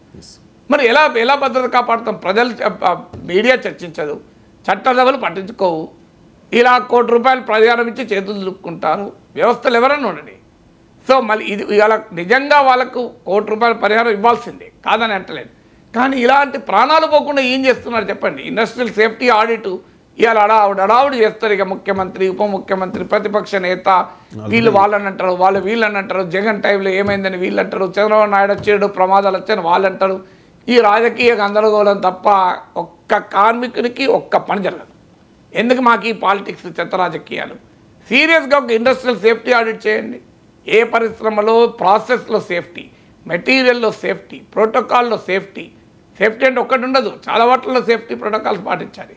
ఆ సేఫ్టీ ప్రోటోకాల్స్ పాటించకపోవడం వల్లనే ప్రమాదాలు జరుగుతాయి. మీరు కనుక ఇండస్ట్రియల్ సేఫ్టీ ప్రోటోకాల్ సరిగా పాటిస్తే 99% ప్రమాదాలు అవాయిడ్ చేయొచ్చు. అయినా కూడా ఒక 1% ఉండొచ్చు, లేదని అంటలేదు. కానీ మనం వాటిపైన కేంద్రీకరించాం కదా. రోజు రైలు ప్రమాదాల గురించి చర్చిస్తాం, కానీ కవచ్ ఎందుకు చేయడం లేదు? ఒక్క అహ్మదాబాద్ ముంబై మధ్యలో వేసే బుల్లెట్ ట్రైన్ ఖర్చుతో భారతదేశం మొత్తాన్ని ఒక్కసారి కాదు 10 సార్లు కవచ్ నింపచ్చు. ఒక్క రైల్వే యాక్సిడెంట్ కాదు, కవచ్ ఉంటే కొలీజన్ అంటే ఢీ కొనడం అనేది జరగదు. అంటే మన ప్రియారిటీ ఏంటి? అహ్మదాబాద్ ముంబై మధ్య బుల్లెట్ ట్రైన్ మన ప్రియారిటీ 1,00,000 కోట్లతో. కానీ ఒక 5,000 కోట్లు 6,000 కోట్లు ఖర్చు పెడితే 10,000 కోట్లు ఖర్చు పెడితే దేశంలో అనేక దాదాపు అంతటా కూడా నువ్వు కరెక్ట్గా ఫిగర్ గుర్తులేదు బడ్జెట్ కవచ్ ఏర్పాటు చేయొచ్చు. ఇవాళ హార్డ్లీ 1-2%, 3% కూడా కవచ్ ఉండదు. రోజు రైలు ప్రమాదాల గురించి మనం చర్చించుకుంటాం. సో అందువల్ల ఇండస్ట్రియల్ సేఫ్టీ పైన సీరియస్గా ఫోకస్ పెట్టకుండా, కారణం ఏంటంటే వాళ్ళు పేదలు, వాళ్ళు కార్మికులు, వాళ్ళ రాజకీయ సామాజిక ఆర్థిక ప్రాబల్యం ఉన్న వాళ్ళు కాదు. సో వాళ్ళ ప్రాణాలకు తొందరగా మనం ఖరీదు కట్టచ్చు. సో వాళ్ళకు నష్టపరిహారం ఇస్తే వాళ్ళు చూసుకుంటారు. ఈ స్థాయిలో మన ఆలోచన సరళి ఉంది కదా. ఇప్పటికైనా మొదలు కావాలి. ఇండస్ట్రీ దీని మీద ఒక కమిటీలు వేస్తారు, ఓ విచారణ అధికారం ఇస్తారు, ఓ కలెక్టర్, జాయింట్ కలెక్టర్ వాళ్ళు రిపోర్ట్ ఇస్తారు. మళ్ళీ 4 రోజులు, మళ్ళీ 2 ఏళ్ళకు 3 ఏళ్ళకు మళ్ళీ మనం ఇలా చర్చించుకుంటాం. మరి లాస్ట్ టైము అచ్యుతాపురం సెజ్లోనే జరిగిన ఇన్సిడెంట్ తర్వాత ఏం నేర్చుకున్నాము? ఎన్ని కంపెనీల పైన ఆడిట్ జరిగింది? ప్రభుత్వాలు చేయకపోతే ప్రతిపక్షాలు ఎన్నిటి గురించి అడిగాయి? ఎంతమంది మీరు ఎన్ని రాజకీయ పార్టీ, వామపక్ష పార్టీల ట్రేడ్ యూనియన్ ఉన్న చోట వాళ్ళు మాట్లాడడమే తప్ప ఇండస్ట్రియల్ సేఫ్టీ గురించి, కార్మికుల భద్రత గురించి ఏ రాజకీయ పార్టీ ఎన్ని ధర్నాలు చేశారు చెప్పండి? పారిశ్రామిక వాడల పాదయాత్రలు రాజకీయ నాయకులు ఎంతమంది చేశారు? మేము వెళ్ళి కార్మికులతో మాట్లాడతాం అక్కడ భద్రత ఎలా ఉంది అని. ఎక్కడన్నా మీరు చూసారా? పారిశ్రామిక పాదయాత్ర అని ఒక రాజకీయ నాయకుడు డిఫరెంట్ పరిశ్రమలు నడుచుకుంటూ వెళ్ళి కార్మికులతో మాట్లాడి అక్కడ భద్రత ఎలా ఉంది, కార్మికుల ప్రమాణాలు ఎలా ఉన్నాయి, జీతభత్యాలు ఎలా ఉన్నాయి, మీకు వర్కింగ్ కండిషన్స్ ఉన్నాయా, మీకు హైజీన్ ఉందా, మీకు వాష్రూమ్స్ ఉన్నాయా అని అడిగినట్టు ఒక రాజకీయ నాయకుడు యాత్ర చదివారా మనం ఎప్పుడైనా పేపర్లో? ఇంత వాళ్ళ ఓట్లు కావాలి మనకు, వాళ్ళ ప్రాణాలు పోతే మనం రియాక్ట్ అవుతాం. కానీ వాళ్ళ ప్రాణాలు పోకుండా కాపాడడం గవర్నెన్స్ అవుతుంది. ప్రాణాలు పోయినాక సహకరించడం అవసరమే, కానీ రియల్ గవర్నెన్స్ ఏంటంటే ప్రాణాలు పోకుండా చూడడం. Right sir. మరి కాసేపట్లో సీఎం చంద్రబాబు నాయుడు ఘటనా స్థలానికి వెళ్ళబోతూ ఉన్నారు సార్. ఇప్పటికే ప్రమాదంపై ఉన్నత స్థాయి విచారణకు కూడా ఆదేశించారు. అధికారులతో టెలికాన్ఫరెన్స్ కూడా నిర్వహించారు. హోంమంత్రి అనిత హుటాహుటిన అక్కడికి వెళ్ళారు సార్. వెళ్ళిన తర్వాత హోంమంత్రి ఏం మాట్లాడారు అన్నది ఒకసారి విందాం. బయట చాలా దురదృష్టకర సంఘటన, అన్ఫార్చునేట్. అసలు ఇలాంటి సంఘటనలు జరగకూడదు. కానీ ఈరోజు ఈ ఫార్మా కంపెనీలోని ఇటువంటి దుర్ఘటన జరిగి సుమారుగా 17 మంది మృత్యువార్త పడడం అన్నది నిజంగా చాలా బాధాకరం. ఆ 17 మృతుల కుటుంబాలకి కూడా మా ప్రగాఢమైన సానుభూతిని కూడా తెలియజేసుకుంటున్నాం. ఎందుకంటే నాకు తెలిసి ఈ మధ్యకాలంలో ఇంత పెద్ద యాక్సిడెంట్ ఫార్మా కంపెనీస్లో ఇంత పెద్ద యాక్సిడెంట్ ఎక్కడా లేదు. ఇది పెద్ద యాక్సిడెంట్. ఇది ఈ విషయంలో ఏంటంటే వెంటనే ఈ విషయం తెలియగానే వెంటనే గౌరవ సీఎం చంద్రబాబు నాయుడు గారు కానీ పవన్ కళ్యాణ్ గారిని ఇమీడియట్గా రెస్పాండ్ అయ్యి ఇక్కడ సహాయక చర్యలు జరిపించాలని చెప్పేసి ఇక్కడ కలెక్టర్ గారిని, అదేవిధంగా మన ఎస్పీ గారిని, ఎస్డిఆర్ఎఫ్ బృందాలని, ఎన్డీఆర్ఎఫ్ బృందాలను అన్నింటినీ కూడా ఇక్కడ పంపించడం జరిగింది. ఫైర్ డిపార్ట్మెంట్ వాళ్ళు కూడా ఎస్పెషల్లీ ఇన్ టైంలో చాలా తొందరగా రెస్పాండ్ అయ్యి ఫైర్ డిపార్ట్మెంట్ వాళ్ళు కూడా సుమారుగా ఒక 15 మందిని రక్షించడం కూడా జరిగింది. ఎందుకంటే సుమారుగా ఇందులోని 17 మంది మృత్యువాత పడిన తర్వాత దగ్గర 41 మంది ఇందులోని ఇంజురీస్ కూడా అందులో జరిగింది. అందులోని 8 మందిని ఆల్రెడీ వాళ్ళందరూ కూడా డిశ్చార్జ్ చేస్తున్నారు. ఇంకా 35 మంది వివిధ హాస్పిటల్స్లోని, ఇక్కడ వైజాగ్ మెడికవర్ హాస్పిటల్లోని, కిమ్స్లోని, ఇక్కడ ఉషా ప్రైమ్ హాస్పిటల్లోని, గాజువాక్లో కొంతమంది, ఇలా కొంతమంది కొన్ని హాస్పిటల్స్లో ఓవరాల్గా 35 మెంబర్స్ హాస్పిటలైజ్డ్ అయి ఉన్నారు. ఇప్పుడు వీళ్ళందరికీ కూడా కంపల్సరీగా గవర్నమెంట్ తరపు నుంచి ఆర్థిక సహాయం అందించడం కూడా జరుగుతుంది. ఇమీడియట్గా ఈ దుర్ఘటన జరిగిన వెంటనే మా అందరితోని కూడా మా ఎమ్మెల్యేస్, మా మినిస్టర్స్ అందరితోని కూడా గౌరవ ముఖ్యమంత్రి గారు టెలికాన్ఫరెన్స్ తీసుకొని, అఫీషియల్స్ అందరినీ కూడా టెలికాన్ఫరెన్స్లో తీసుకొని ఇమీడియట్గా ఎక్కడ కూడా సహాయక చర్యల్లో కూడా ఎక్కడ కూడా లోపాలు రాకూడదని నన్ను దేశ ఫార్మా చరిత్రలోనే ఇది పెద్ద ప్రమాదం అటు సార్. ఇది ప్రమాదం జరిగిన తీరు కూడా చెప్తాను. ఎసెన్షియా కంపెనీలో రసాయనం లీక్ అయింది, ఎలక్ట్రిక్ ప్యానల్పై పడింది ద్రావకం, ఉష్ణోగ్రతకు ఆవిరి మేఘాలుగా సాల్వెంట్, మంటలతో వేపర్ క్లౌడ్ ఎక్స్ప్లోజన్. ఇదంతా కెమిస్ట్రీ సార్ ఇది. సో 41 మంది తీవ్రంగా గాయపడ్డారు. ఇప్పుడు రోడ్డు ప్రమాదాల్లో గాయాలు వేరు, ఇటువంటి ప్రమాదాల్లో గాయాలు వేరు సార్. బతికి ఏదో అంటారు కదా సార్, వాళ్ళ పరిస్థితి కూడా చాలా భయంకరంగా. ఈవెన్ శరీర అవయవాలు చెట్ల పైన విడిభాగాలు పడిపోయాడు. అంత భయంకరమైన. ఇందులో దురదృష్టం ఇవన్నీ కాదు కావాల్సింది. అసలు ఎవరు అకౌంటబిలిటీ ఏంటి? హోంమంత్రి మాట్లాడిన దాంట్లో ముఖ్యమంత్రి ఎమ్మెల్యేలతో మాట్లాడాడు, అధికారులతో మాట్లాడాడు, నష్టపరిహారము, సహాయక చర్యలు, దురదృష్టకరము, ఇదంతా నేను యాక్సెప్ట్ చేస్తాను. కానీ అకౌంటబిలిటీ ఏంటి? ఈ ఘటనకు ఎవడు బాధ్యులు? ఈ క్వశ్చన్ అడగాలి రాజకీయ నాయకత్వం. మళ్ళీ లేకపోతే మళ్ళీ ఘటన జరిగేదాకా మనం వెయిట్ చేయాలి. ఇలాగే ప్రభుత్వం ఉన్న వాళ్ళు ఇలాగే మాట్లాడతారు, ప్రతిపక్షంలో ఉన్న వాళ్ళు అలాగే మాట్లాడతారు. మళ్ళీ వీరు వాళ్ళు రాజకీయం, మళ్ళీ ఇది కూడా టీడీపీ వైసీపీ ట్రోలింగ్. అయ్యే కనీసం ప్రజల ప్రాణాలకు రాజకీయాలు లేవండి. సో పారిశ్రామిక భద్రత ఎవరు? Who is responsible? ఆ యాజమాన్యం పైన చర్య తీసుకుంటామని ఎందుకు మాట్లాడరు?